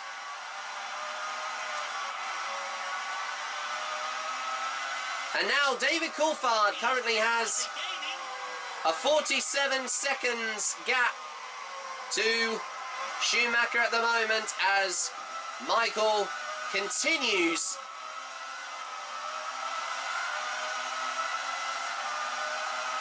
hopefully his chance to get on the podium and possibly try to win for a second time this afternoon. Points out Frentzen in the Sauber,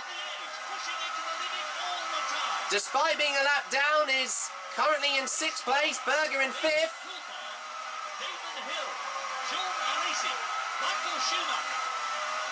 Another chain of back markers. Schumacher approaches. Oh my goodness!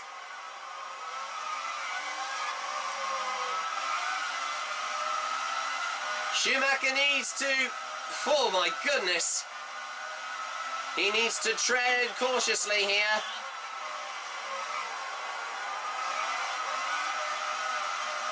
He's passed one of the Minardis. And I think that's Martin Brundle in his Ligier. A blue flag has been waved from the marshals. He needs to let him past, otherwise he may receive a penalty. Oh, he's gone wide! Oh! He nearly T-bowed into the rear end of his Benetton there, Martin. I don't think Schumacher would have noticed.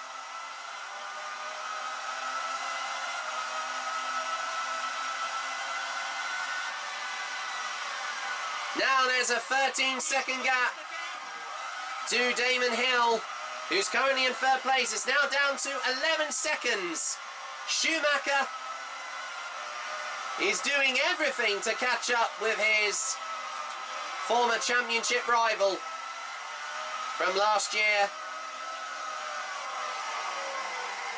They're really right on the edge, pushing it to the limit all the time.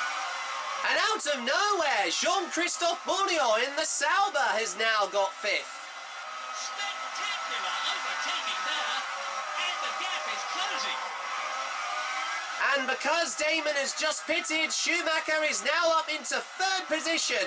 He's back on the podium. Race order: David Coulthard, Jean Alesi, Michael Schumacher, Damon Hill. The gap is increasing. Oh! There was definitely contact between the two cars. Well, that was definitely Sciattarella's fault there. He got a blue flag, and I think there could be a disqualification coming for him there. Dirty, dirty driving there from another fellow Italian driver. That was disgusting.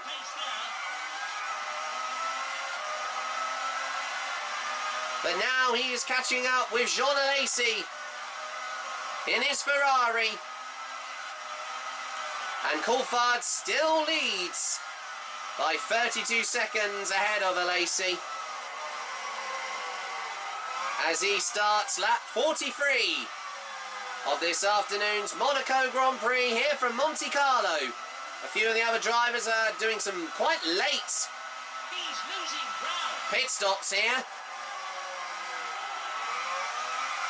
on. They're really right on the edge, pushing it to the limit all the time.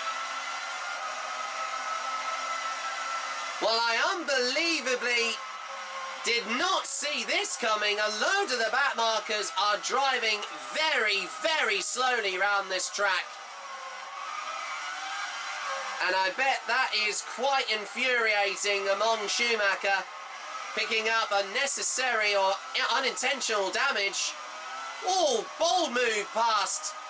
I think that was Salo in his Tyrrell Yamaha.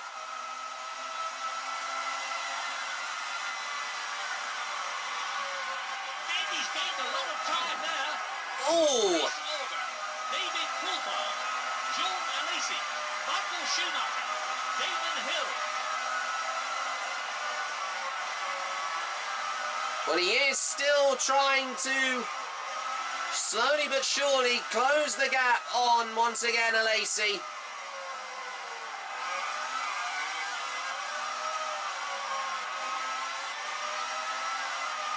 Now, this will be interesting for Schumacher, because if Coulthard were to pit, or even Alesi, I have a feeling Schumacher could possibly, and it's maybe more likely that it might happen, he may take the lead here.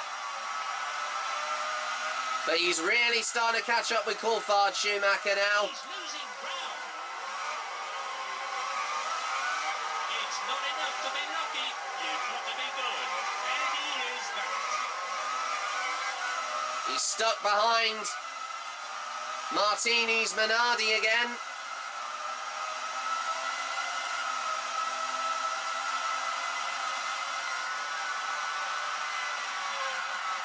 The gap is increasing.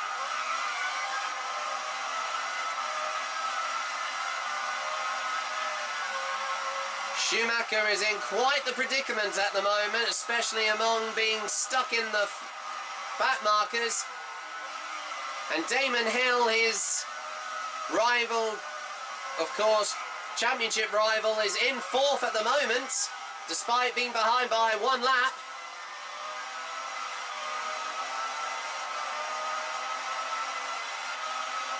The gap is growing. Schumacher is trying to do absolutely everything John Alesi, Michael Schumacher, Damon Hill. to hopefully close the gap. And the gap is closing. To the other top 2 drivers in first and second at the moment.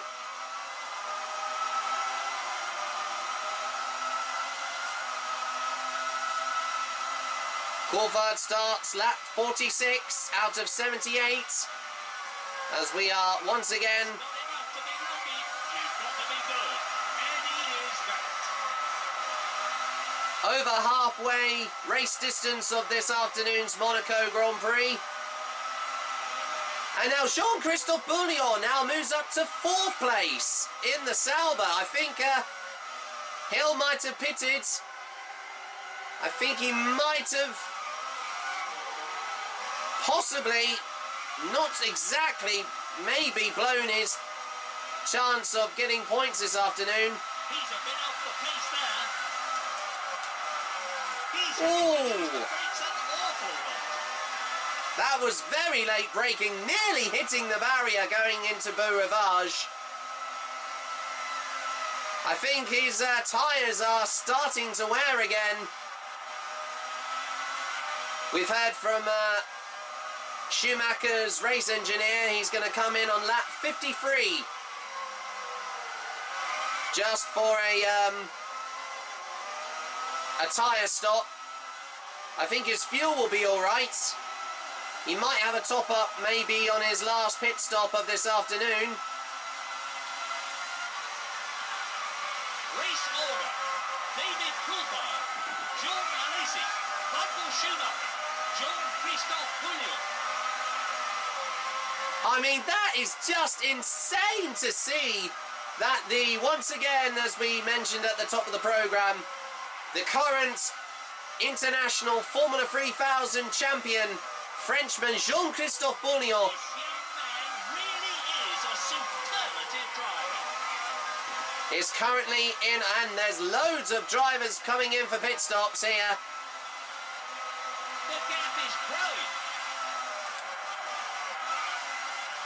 But Jean-Christophe Bouillon in the Red Bull Sauber Fords is holding on to some precious 3 points in the Drivers' Championship, and only on his debut. That would be quite amazing to get hopefully a few points on the board in only his debut race in Formula One, following the, of course, the replacement of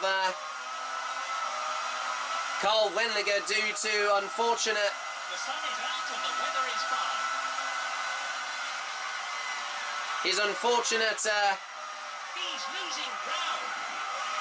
implications following a quite serious head injury when he raced here this time last year.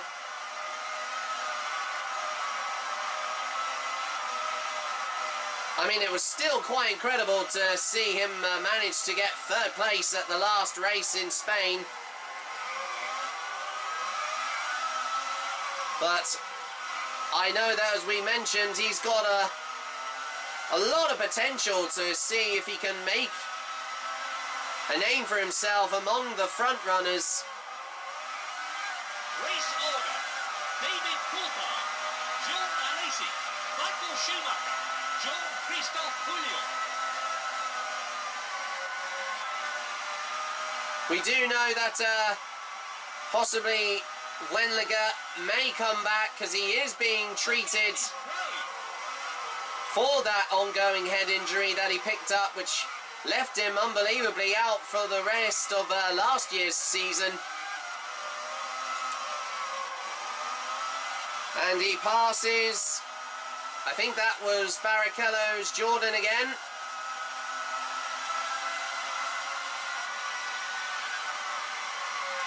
He's a bit off the pace there. I don't know if Alesi has already came in for his second pit stop, but there's still a 20-second gap to him and Schumacher at the moment. The most important thing is Schumacher is still on the podium.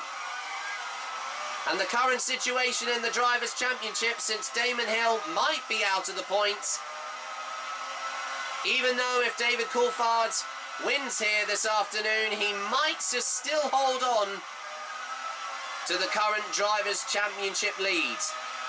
But we'll find out, of course, at the end of this race and later on in the programme, if that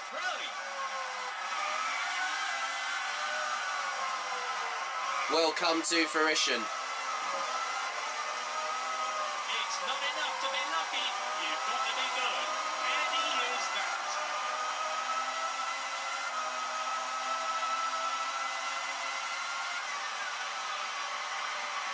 Race order.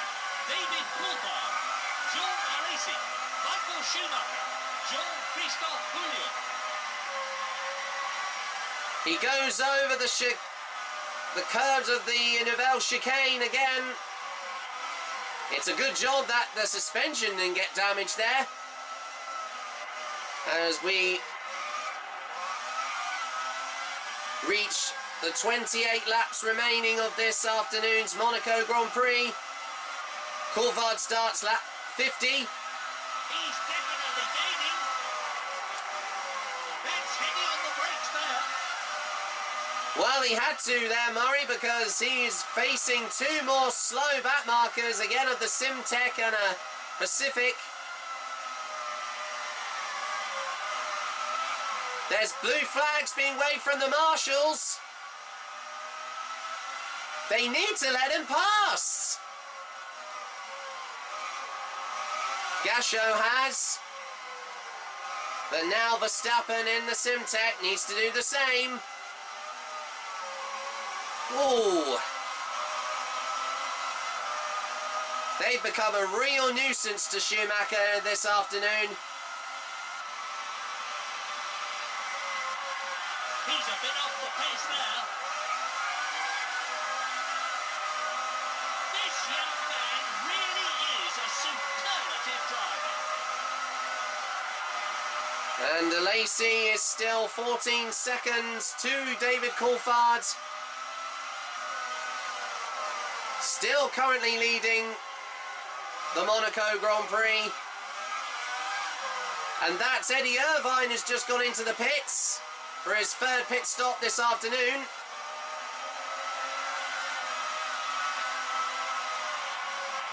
Race Schumacher, Jean-Christophe Pouliot.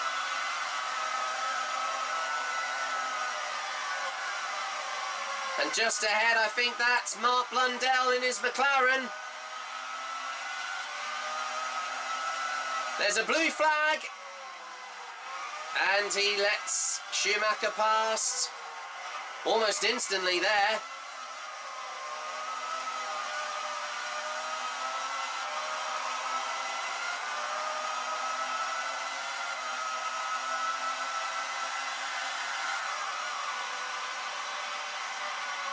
The gap is growing.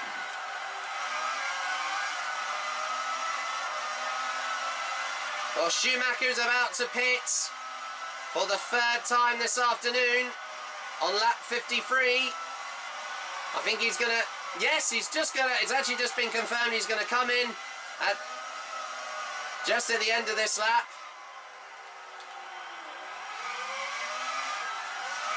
It's not enough to be lucky. You've got to be good.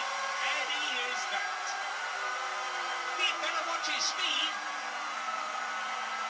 A little top up of fuel. I think he's being fueled to the end of the race here. And there's some traffic. He's being held up. And he's off again. And I think he got rear-ended there by Mika Hakkinen. Some damage on his rear wing, but luckily it's not that much for him to of course had to replace it there. That was a bit unfortunate. We've seen that actually happen when he was just entering the pit lane. The AI are being very reckless. David Coulthard, Jean Alesi, Michael Schumacher, Jean-Christophe Pouliot. But I think Schumacher has been fueled to the end of the race, so he just needs to pit one last time for tyres. And then he'll have them to hopefully finish towards the end of this Grand Prix. A little slow through the Nouvelle chicane, but I think the tyres are slightly cold.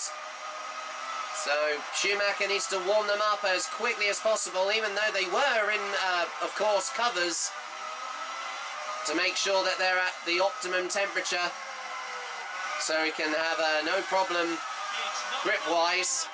You've got to be good. And he is that.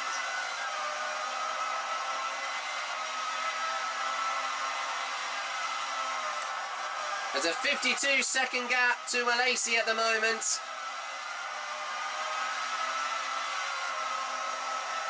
If Schumacher can drive flawlessly here, I think he might be within still a chance to try and get second place here this afternoon.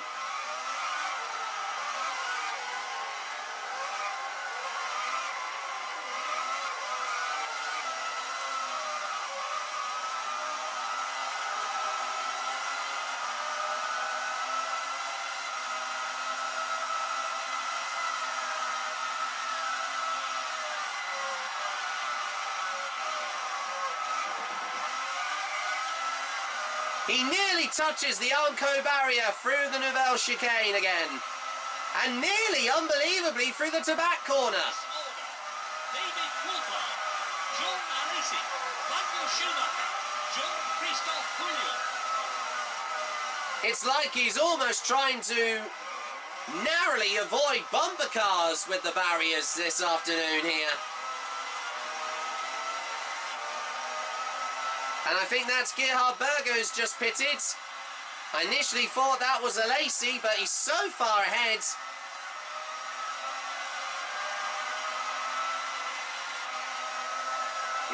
It's not. He must be shedding buckets of adrenaline in that car. Who I thought it was. Because if it were to been Alesi, that the position would have changed from third to second. And I think that's Barrichello going very slow. There is a blue flag. And Barrichello Schumacher overtakes him quickly.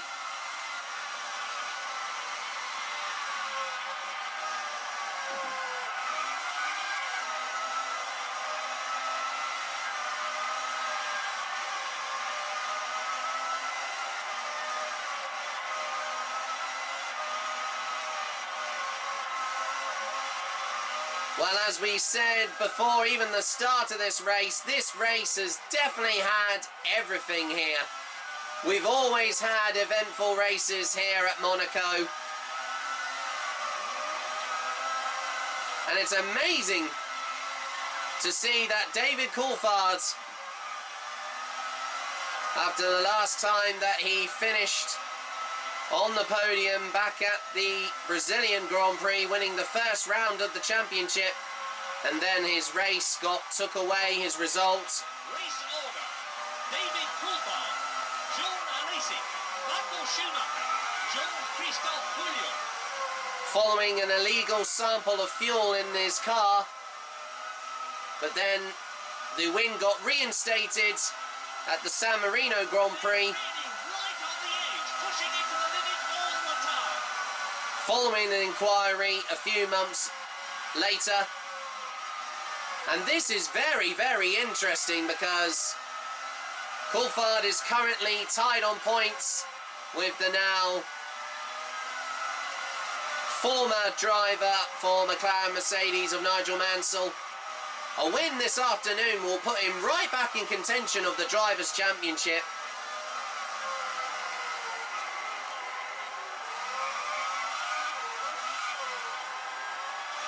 There is a blue flag. I think that's as he tries to overtake Olivier Panis's Ligier.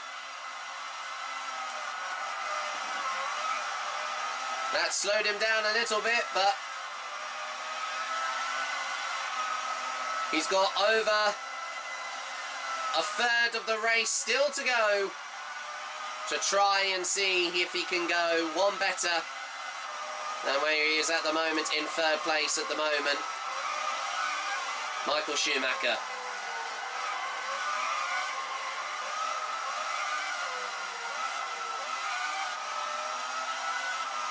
Still no change to his fastest lap, a 1 minute 24.646.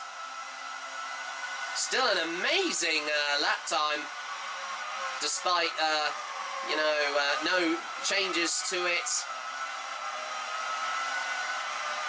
Way, of course, many laps beforehand. You must be shedding buckets of adrenaline in that car. Race order: David Coulthard, John Alesi, Michael Schumacher, John Christophe Pouliot. Oh my goodness, and there's a huge chain of cars. I was going to say they were going really slow. I felt like their tyres were starting to go. And luckily they managed to get out of the way for as they go in for their pit stop. Whoa! Ouch! There was definitely contact between the two cars. Now I need to know who was in the wrong there, because as soon as Barrichello, or it might have been Irvine there in the Jordan, was coming out there, I'm not sure if Schumacher didn't notice him at the last minute. They may have just hit wheels there. I think Schumacher might have got away with that again, I think. But maybe the stewards might be looking into that. He might have received Look at this! It's Marino!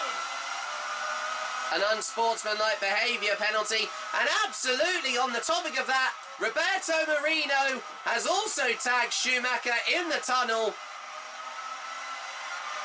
And we have been told by the stewards that is his last warning, and he is going to be black flagged. He is going to be disqualified. He has hit too many drivers. Very erratic driving there from the Brazilian. So wherever he finishes, even if it's even unbelievably, if he is in the top 10, he will be stripped of that, because the Race order: David Coulthard, John Alesi, Michael Schumacher, Jean-Christophe Pouliot. Because the stewards have now immediately announced or confirmed that he is going to be black flagged and he will be disqualified from the final race classification. That was absolutely disgusting driving there from Romano. That was the last straw and then some there. And I think that's the first time that we've actually had a driver actually been black flagged in any of the races we've had so far in this reimagined FIA Formula 1 World Championship and thus far in this season. And there is, I think that was, he nearly hit the rear wing of Schumacher there. Oh, and he nearly hit the barrier on the right side again. Schumacher going through La Rascasse. Trying to catch up. Whoa! And out comes, I think that was Coulthard. My apologies, no, that was Hill. Who I think might have been lapped already. Pushing it to the limit all the time.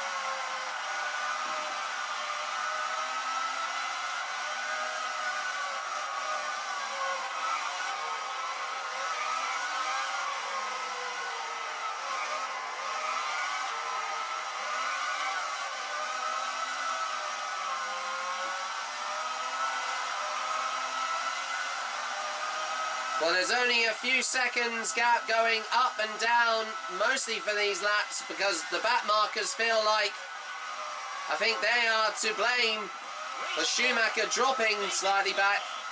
John Alesi, Michael Schumacher, Jean-Christophe Pouliot. A lot more further back than usual, which is really unfortunate for Schumacher because, as you can see, and there's contact! And once again, I think that's Sciattarella.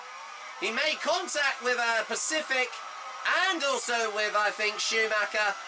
I don't think Schumacher was to blame for that one. There might have been some illegal blocking from the Italian again. There was definitely contact between the two cars. And as well as that, Irishman Eddie Irvine has done the same thing again! This is just ridiculous! What on earth are those drivers on this afternoon? I will never know.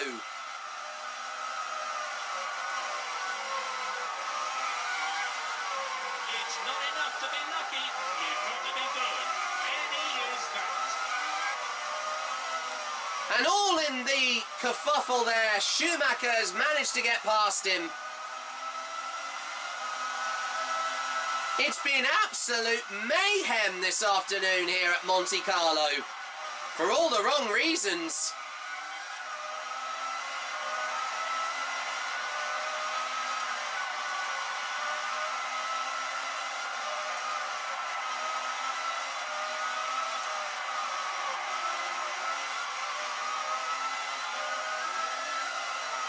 Loads of other drivers are pitting here.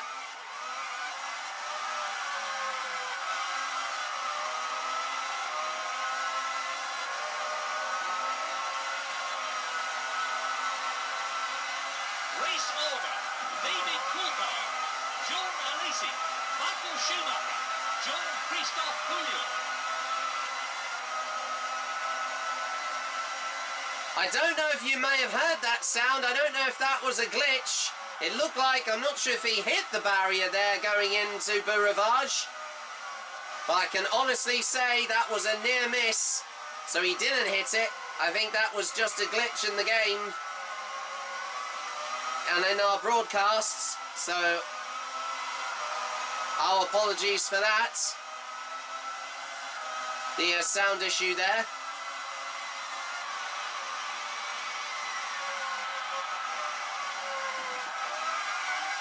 Well, it's been... Not enough to be lucky, you've got to be good. And he is that. Well, as you said once again, Murray, I think I've lost count of how many times you've said that this afternoon, but It's been a real unfortunate, lonely race for Schumacher here. And I know that he really was hoping to have a good result here this afternoon. And more just the same also with Damon Hill also, but I think he is out of the points at the moment, which is a real shame. I think he's mistimed his pit stop. It's not to say that maybe he was trying to attempt an undercut on the likes of not just Schumacher but Berger and also Alesi, but brilliant to see at the moment the Frenchman still holding on to second place, and we know he finished in the points not too long ago, but he is yet to get a podium this year in, of course. Race order: David Coulthard, John Alesi, Michael Schumacher, Jean-Christophe Pouliot. This year's Formula One World Championship season, and this will be all important points for Ferrari here, who could possibly, if because I know that the McLarens are currently out of the points also, I feel like Ferrari could overtake them in the Constructors' Championship, as they're currently holding on to 6 points.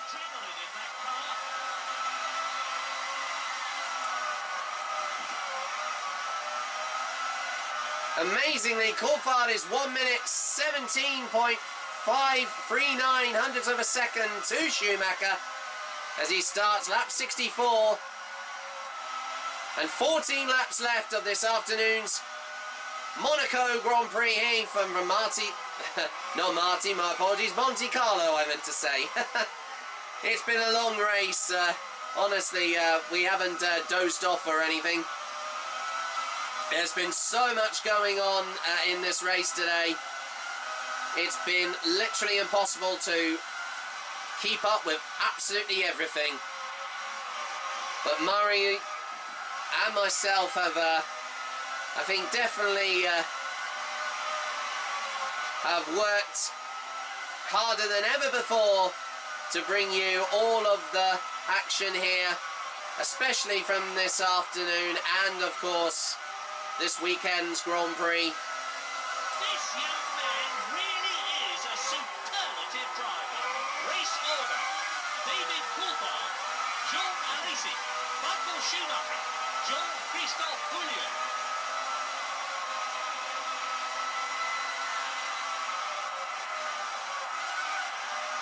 I think some drivers are now coming in for their final few pit stops. Now initially, when we were expecting to hear that some of the drivers were going to do 3 to 4 pit stops throughout the whole entirety of this race. The next pit stop trying to drive the... Unbelievable! There was definitely contact between the two cars. Well, I don't know if that was Blundell. That was some very aggressive driving there, and it looked like he just tagged Schumacher there. I think he's also got a black and white diagonal flag for unsportsmanlike behaviour there. I think he might be on his last warning because he might have hit other drivers, from what I know. Barrichello is in the top 6 at the moment, even though he's a few laps down. But we initially found out it was going to be lap 71 where Schumacher initially was going to pit. But to avoid the traffic, I think he's going to come in for one final time, just for tyres. Really right on the edge, pushing it to the limit all the time. As he's already been fueled to the end of the race, seeing if he can try and somehow close the gap to Jean Alesi. There's a blue flag. Oh my word! Race order: David Coulthard, Jean Alesi, Michael Schumacher, Jean-Christophe Pouliot. And in the confusion, as you just saw there, Mark Blundell's rear wing has smashed off. Well, he has only got himself to blame, and I'm sure that Schumacher is absolutely furious with that move. I think there could be another disqualification there from the stewards. Another black flag. Because I don't know if he's already been ignoring previous multiple blue flags for other drivers. But that's the first time that we've had a driver have his rear wing come off there. Fortunately enough for Schumacher, that hasn't happened, luckily, on his front wing or neither his rear wing.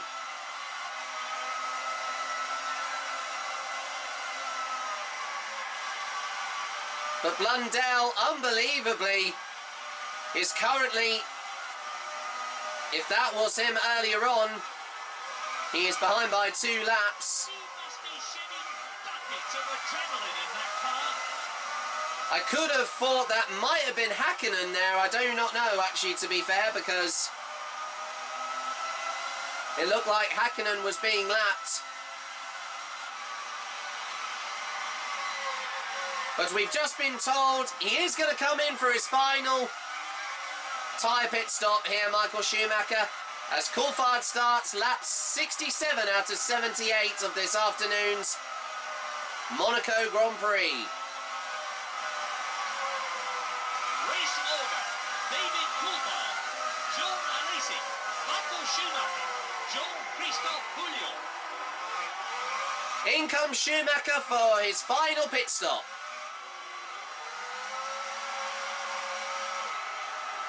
He's coming in for fuel and a fresh set of tyres. And there was a lot of damage on that front wing, so it is going to get replaced. The rear wing is relatively okay. Not a good stop there. Unfortunate, I know, but he doesn't want to lose that front wing, and Häkkinen is to blame for that. But still at the moment, Schumacher is holding on to a valuable 3rd place here to try and keep his lead in the Drivers' Championship.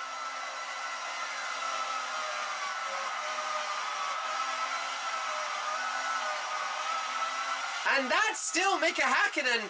He is still not pitted yet. So Really right on the edge, pushing it to the limit all the time. I'm amazed he still hasn't pitted from his rear wing, still damaged and completely come off. That's not going to do anything with his downforce one bit at all.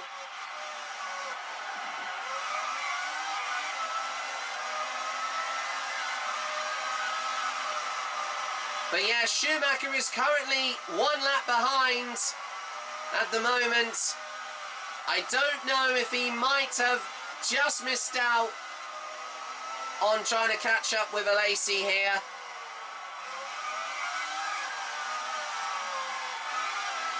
Jean-Christophe Pouliot, I think, is still in 4th place.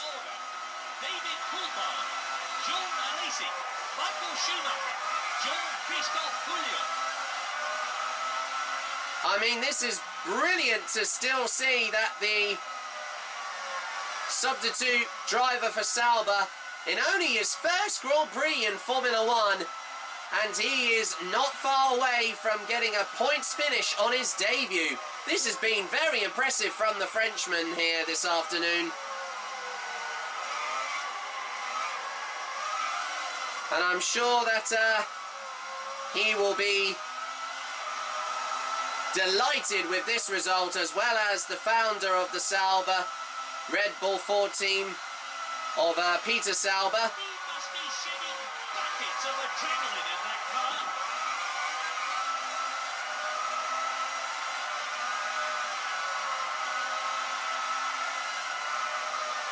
But there we go. As you just saw there, Pouliot is still in 4th. Barrichello is in 5th, holding on to 2 points. And I think that was Gerhard Berger there in 6th place. Behind by many laps, but a very interesting running order as of currently. Oh! And I think that was Alesi who just pitted. But once again, as I've said before, Schumacher is currently lapped and he needs to overtake him.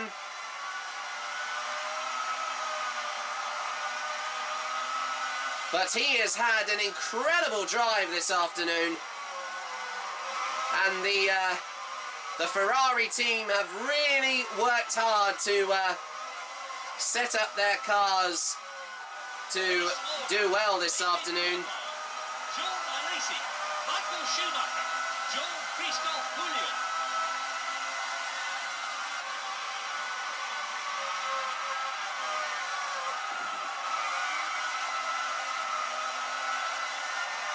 But yeah, it does say that Mark Blundell is currently in 6th place at the moment. But we do know, we have heard, it's been confirmed.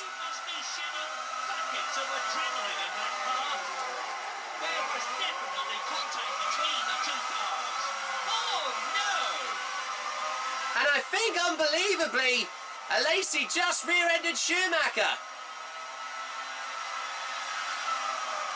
But as we were just saying there about Mark Blundell, if he were to stay in 6th place, it has been confirmed he is going to be black flagged and he will be disqualified from this race following that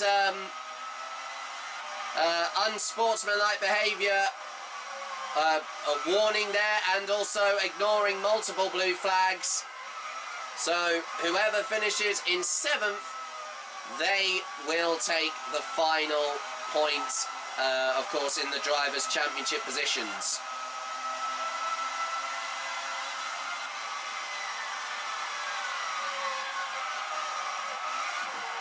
As we reach the last 7 laps of this afternoon's Monaco Grand Prix, it feels like that David Coulthard is going to, you could say, comfortably win this afternoon's Grand Prix, and not by an extensive margin, surprisingly, by 35 seconds as of currently. David Coulthard, John Alesi, Michael Schumacher, Jean-Christophe Pouliot. This young man really is a superlative driver.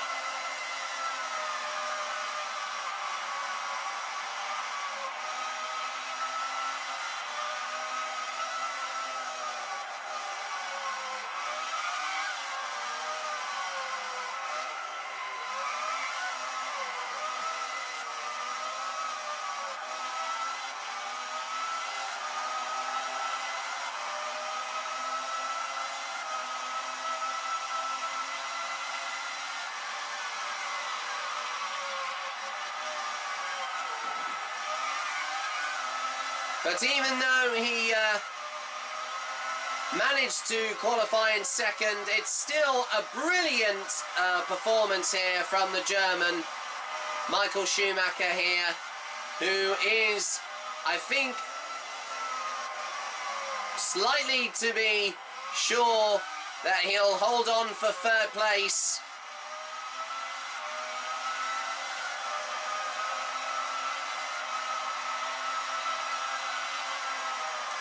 Hopefully with the points here from, of course, this afternoon's Grand Prix, it'll still be enough to extend his lead in the Drivers' Championship.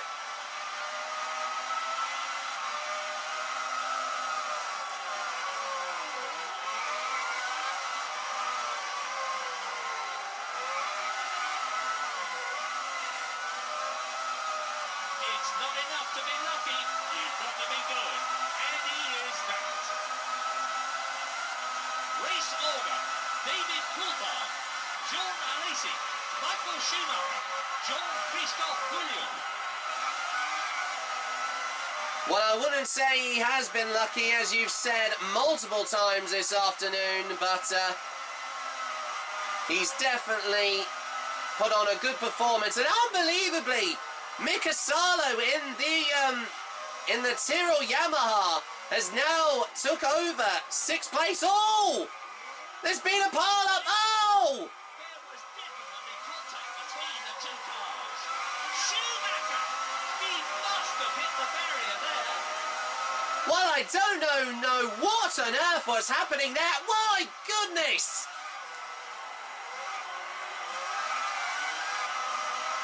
Schumacher had to avoid the Pacific Fords there, and it looked like there was a gaggle of cars. They were slowing really ridiculously down. Almost there was some illegal blocking there. I think they were coming in for their final pit stop. And Schumacher just nabbed the Armco barrier, just going round Raskas. But surprisingly, Schumacher is still going. And Mika Häkkinen is still driving his McLaren Mercedes, still with that rear wing off his car.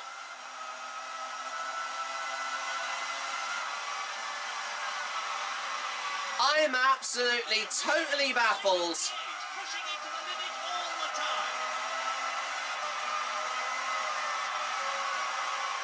Well, it's good to know, and I think Blundell's already pitted, so as I've said before, he will be disqualified regardless of where he finishes, even if it's in the top 10. But Bouillon and Barrichello Race order. David Coulthard, are still in 4th and 5th. Alesi, Michael Schumacher, Jean-Christophe Bouillon. And unbelievably, David Coulthard is nearly almost 2 minutes ahead. But still around about the 30-second mark ahead of Jean Alesi's Ferrari.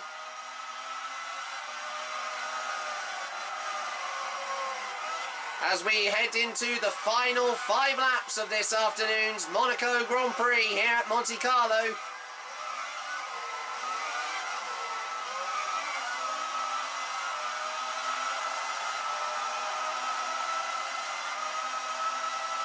Past Montemini's Pacific again. As we head into the final 3 laps. As Coulthard starts lap 76 out of 78 of the 1995 Monaco Grand Prix. He's only 2 laps away from his 2nd race victory Some adrenaline in that car. of this reimagined 1995 FIA Formula 1 World Championship season.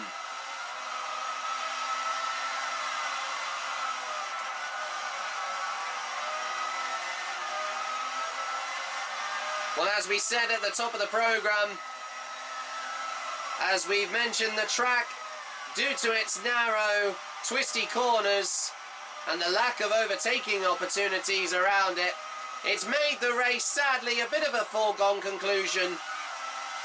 And it's obviously, to not quote lightly, it hasn't been a boring race. David Coulthard, Jean Alesi, Michael Schumacher, Jean-Christophe Bouillon.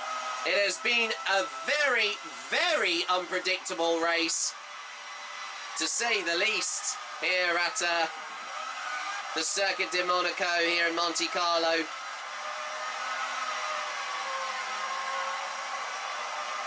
And David Coulthard starts the penultimate lap, and he's nearing ever so closer to winning this afternoon's 1995 Monaco Grand Prix.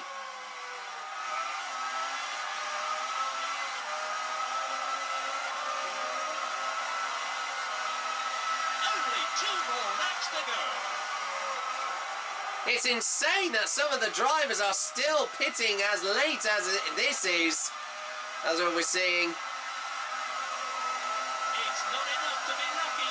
You've got to be good. And he is that.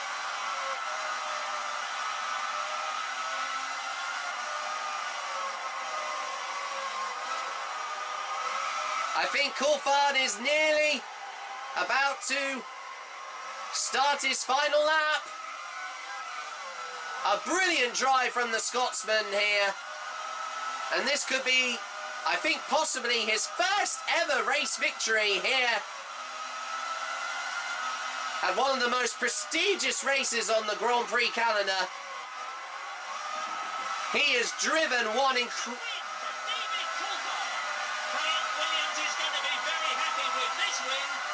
It has been quite the drive, and unbelievably already, David Coulthard for Williams Renault has won his second race victory of this year's 1995 FIA Formula 1 World Championship season. Once again, to clarify, he wins the 1995 Monaco Grand Prix here from Monte Carlo. Michael Schumacher. He's had a good race and finishes in the points. Well, that was quite unfortunate there for Michael Schumacher there, Murray. But another unbelievable race victory for Scotsman David Coulthard, as once again he takes his second Grand Prix race victory of this year's 1995 Reimagined FIA Formula 1 World Championship, as once again, to clarify, he wins in his Williams Renault the 1995 Monaco Grand Prix here from Monte Carlo.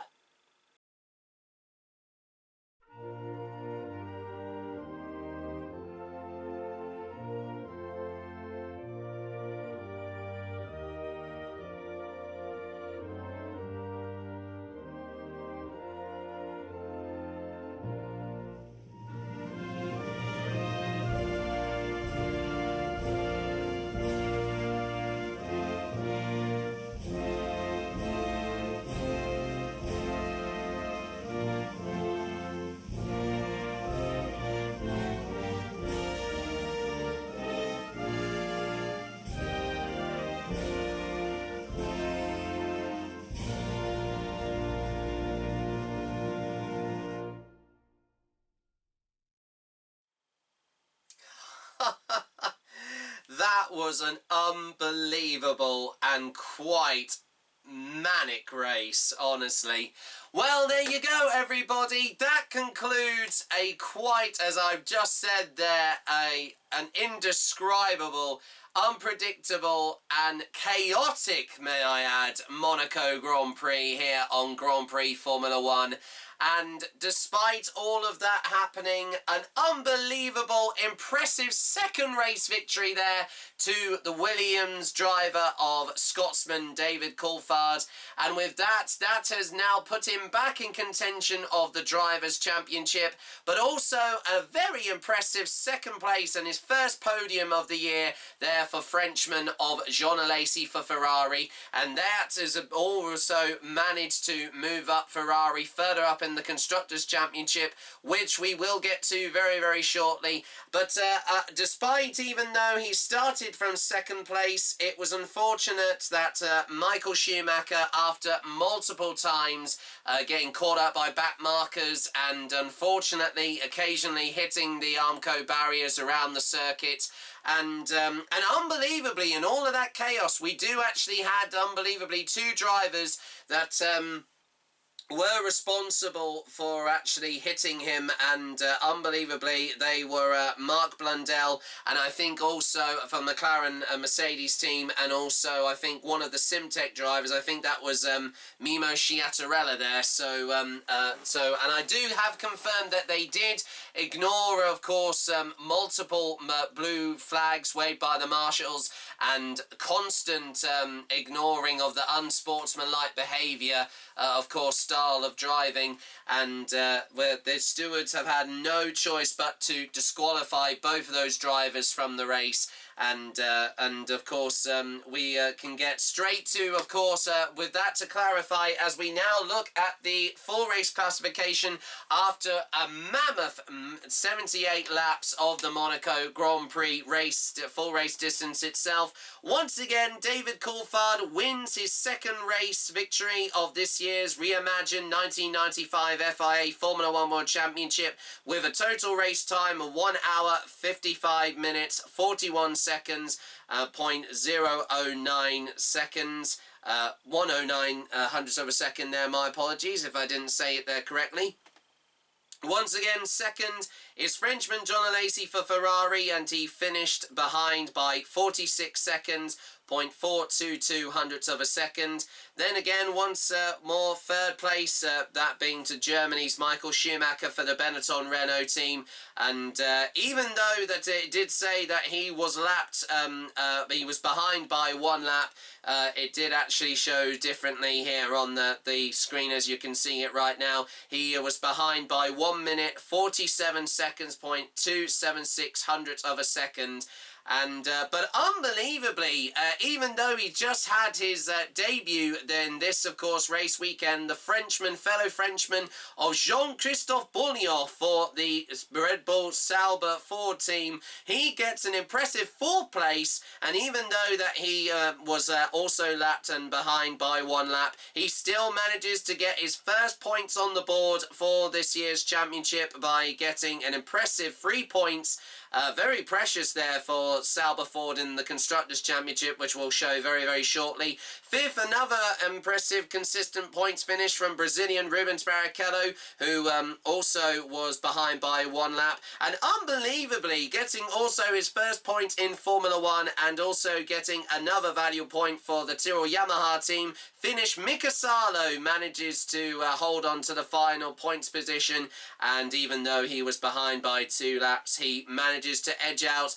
Initially, we did thought that he was going to be finishing well down the order, but as you can see on your screen right now, even though he was lapped by, he was behind by 3 laps, Mark Blundell, even though he did finish the race, the stewards have ruled him out, and he has been disqualified from the race and the overall race classification for unsportsmanlike behaviour, driving, multiple penalties, and also to clarify, he ignored multiple blue flag warnings, ignoring the blue flags from the marshals there. So with that being said, that means, of course, in this situation, even though we've only got the top 10 drivers here, we would, of course, demoted Mark Blundell to, of course, down to out of that. So initially, Taki Inoue, the Japanese driver for Footwork Hart, would have replaced him in 7th place. And also, we got, unbelievably, Andrea Montemini in the Pacific Ford, managing to finish in 9th place. And just rounding off the top 10 is the Frenchman Olivier Parnis, and despite being behind by 5 laps, as well as Andrea Montemini also too, he manages to finish in 10th place in his Ligier Mugen Honda. And also the fastest lap, despite even though he had a bit of a fortunate bad luck there, of course, in the race today, he still manages to get the fastest lap of the race, Michael Schumacher, with a fast lap time, the fastest lap time of 1 minute 24.360 hundredths of a second. Well, with all that, of course, out the way, and with that unexpected result there for David Coulthard, brilliant once again, of course, for the Williams Renault team. With that now, of course, making all-important difference in the drivers and, of course, constructors' championship tables. Let's go straight to updating that for you, and I know it literally got me confused as I was just trying to make sure that I say it right. and we have gone through it multiple times during when we showed the race highlights for you, and we can now clarify as we get to the Drivers' and Constructors' Championship tables after 5 rounds of this year's 1995 Reimagined FIA Formula 1 World Championship. David Coulthard, unbelievably, now takes the lead of the Drivers' Championship, and now he currently narrowly leads by 2 points, with currently leading with 20 points, and Michael Schumacher now, of course, sadly drops down just by 2 points and once again to second with 18 points. Since he didn't finish in the points, Damon Hill in his, of course, Williams teammate there, David Coulthard, he remains in 3rd place with 14 points, as well as 4th Johnny Herbert, Michael Schumacher's Benetton Renault teammate in, of course, like I said, 4th place there with 13 points.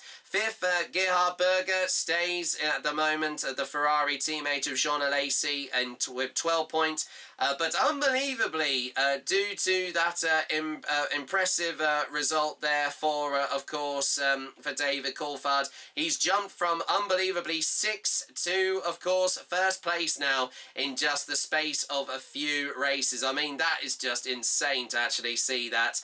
And even though he did pick up a disqualification in the race today, that means that Mark Blundell has still no change to him in the Drivers' Championship. But also we can confirm that since, of course, Nigel Mansell, the driver that was in the previously in the Drivers' Championship, that was tied with points initially, I think, with David Coulthard. That means that it has been changed to, of course, reflect with Mark Blundell back in the driving seat of course, the McLaren Formula 1 team, McLaren Mercedes Formula 1 team. And that means that Rubens Barrichello also, as I said at the moment, despite the disqualification, Mark Blundell still stays in 6th place with 9 points, as I correct myself there. 7th, Rubens Barrichello moves up, and unbelievably now he is at the moment currently tied also at the moment with Jean Alesi after that impressive 2nd place finish for the Ferrari team, as they both share at the moment 8 points.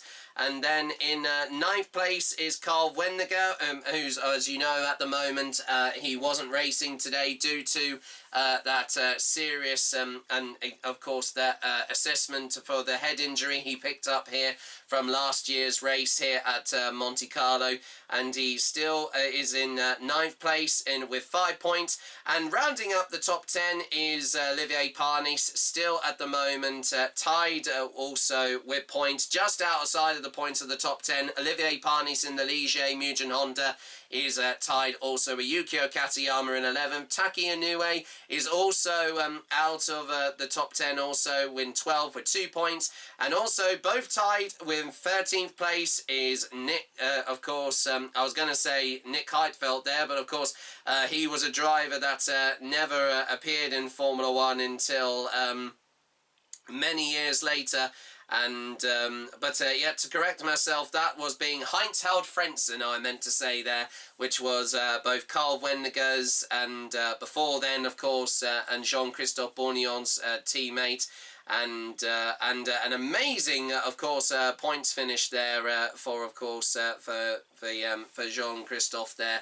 And he unbelievably has now tied also with Olivier Panis there, also in, of course, 10th place there. So, honestly, it has just been insane, the last, of course, of this particular race in particular with among the Drivers' Championship table. And with that covering now the Drivers' Championship, let's have a quick look at the Constructors' Championship at the moment, which is a bit more easier to understand. And now with that all-important, of course, consistent points finish, even though that they didn't win today, of course, Benetton Renault, they still are in the top of the Constructors' Championship at the moment with 27 points. And Williams are starting to close the gap now, as they're only just 3 points behind with 24. And Ferrari have now moved up to third place and now have actually managed to take over from McLaren Mercedes just by 1 point with 20, as McLaren dropped down to fourth with 19 points. Fifth are Sauber Ford with 9 points. Jordan Peugeot, after another great points finish there from Rubens Barrichello, they've managed to stay in sixth place with 8 points and just 1 point behind Sauber at the moment. But amazingly, Tyrrell Yamaha, due to that 1 point there from Mika Salo, they have now taken seventh place over Ligier Mugen Honda, and they currently have 4 points along with 3 for Ligier, and still in ninth place at the bottom at the moment, still with 2 points, are still Footwear Kart at the bottom of this year's Constructors' Championship of 1995. Well, there we go, everybody. In all of that, of course, unexpected chaos that we've had in this particular race, we have come to the end of another edition of Grand Prix Formula 1 with, of course, highlights from this afternoon's Monaco Grand Prix here from the Circuit De Monaco in Monte Carlo. And let me tell you, as races go, as we've had here, they just get more and more crazy, and I feel like that with the race that we've saw today, that has been the most bonkers and our most outrageous race that we've had so far this season. But an all-important, once again, as I said before, David Coulthard taking his second, of course, victory of this year's championship, and now to follow after him winning the first one back in Brazil. In real life, unbelievably, Michael Schumacher did actually, of course, was supposed to have won that. And surprisingly, also enough, that we can also clarify that in real life, that in 1995, that as well as Michael Schumacher winning the Monaco Grand Prix, we did also see that I think also one of the Ferraris managed to get on the podium, as I'm just managing to get up on here on my phone here. And yeah, of course, it did say initially, just like the real races we saw earlier on, Damon Hill got pole position, like he did also in the race today. The fastest lap was set by Jean Alesi in the Ferrari of 1 minute 24.621 hundredths of a second on lap 36. And yeah, in real life, Michael Schumacher did win the race from Damon Hill in the Williams in second, and Gerhard Berger finishing third. So as it's crazy to think that he actually didn't finish in the points, neither did Damon as well. So, but with that, all that now out of the way, that is, of course, once again the end of another edition of Grand Prix Formula 1, with 5 rounds down of this year's 1995 Reimagined FIA Formula 1 World Championship, and we have got another race just around the corner. We are taking a break now from races based in Europe, as now next time here on Grand Prix Formula 1, and in a few weeks' time, you can join us for round 6 of the 1995 Formula 1 World Championship as we head to North America, and more specifically the place of Montreal in Canada for the Canadian Grand Prix at the Circuit Gilles Villeneuve for the first North American round, of course, round of this year's Reimagined FIA Formula 1 World Championship. And as we did mention from earlier on in the series, we do know that following, of course, the safety precautions, following the unfortunate passing of Roland Ratzenberger and Ayrton Senna, we do know that in if you did see our pre-season preview video all the way back from right at the beginning of this year, we can also do confirm that the final start, of course, or the straight going into the final corner, the final chicane, and then down the start and finish straight, is there's going to be a temporary chicane to make the track a lot more safer and to slow the cars down, because it is quite a fast circuit, and but it is going to provide a brilliant race. And unbelievably, one other driver following his impressive podium finish there in the race today, we are going to actually be riding with John Alesi in the Ferrari team, of course, next time out, as unbelievably that actually was, of course, unbelievably his only win in Formula 1, and And it'll be interesting to know if we can recreate that. And unbelievably, there was also a 2-free performance for both of the Jordan Peugeot drivers of Rubens Barrichello and also Eddie Irvine. Well, in this series, it may seem impossible to do that, but who knows? And you're going to only find that out all next time on the next edition, of course, of Grand Prix Formula 1 here on Jackpot Button Lewis Sport Productions, and once again here exclusively on YouTube. So from me, Jack Wright, and until a few weeks' time for the next round, once again make that round 6 of the Reimagined 1995 FIA Formula 1 World Championship. Once again, to clarify, David Coulthard wins his second Grand Prix victory of this year's Reimagined FIA Formula 1 World Championship. He's now topped the Drivers' Championship table at the moment, beating Michael Schumacher at the moment, and we are still in for one very exciting season with only a few points in it. With the next race just around the corner, I can only imagine what it will be like next time out when you do see me, of course. And once again, we'll be following the race all the way for you. And yes, sorry. Oh, but before we wrap up here, we've also just been told that. Oh, bless you. Thank you so much. That's so kind of you. Well, of course, with that also being said, because this race initially was going to be at the end of May, but as of recording this right now, as we are into the first week of June, as of also recording this, I am also happen to, I've already just been given a massive shout out by everyone on the production team that in just a few days' time, it's going to be my 31st birthday. Yes, everybody, on the 6th of June 1994, when I was born. Yes, I know it does sound strange that I would have been a year old this time, of course, in the year of 1995. But, of course, I never saw or knew anything about this actual championship until many years later. And all thanks to the game itself of Formula 1, it is managed to be a part of my childhood.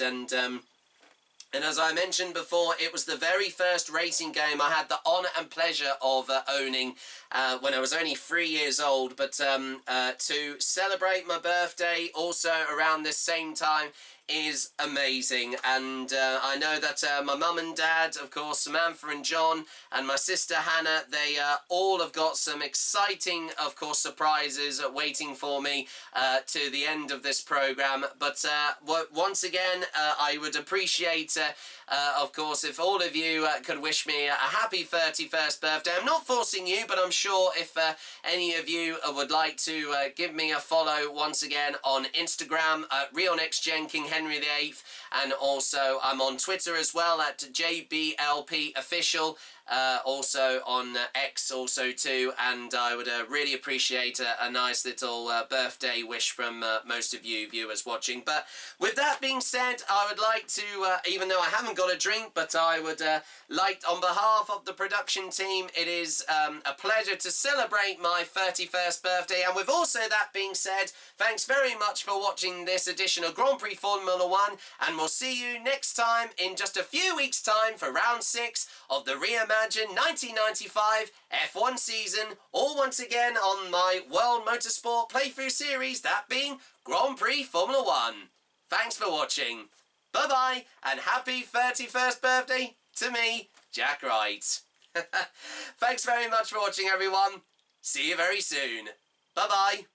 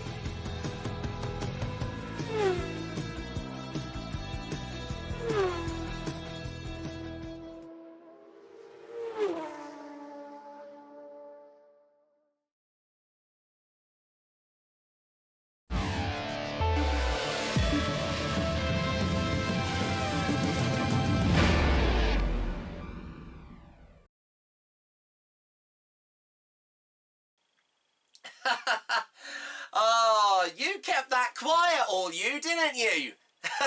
Well, thank you very much, everybody. Well, what a race. What an episode, man. And I tell you what, I was absolutely sweating just from even watching that and commentating on that there with Murray as well. Oh, my word, that was incredible. And yeah, it's nice that we finally got it, of course, this episode done. So, yeah, we'll have to change that to Canada next time out. And what a championship it's been so far this year, eh? What a way to celebrate it as well. Well, that was definitely one of the most manic races that I've done so far this series.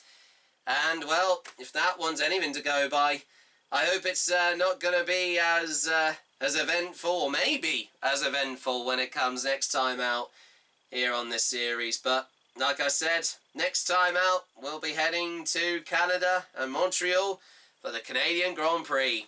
Well done, everybody. That's officially a wrap on the 5th episode of Grand Prix Formula 1. Well done, everybody. Thanks very much for doing this, and we'll be back in a few weeks' time for the next round of the championship.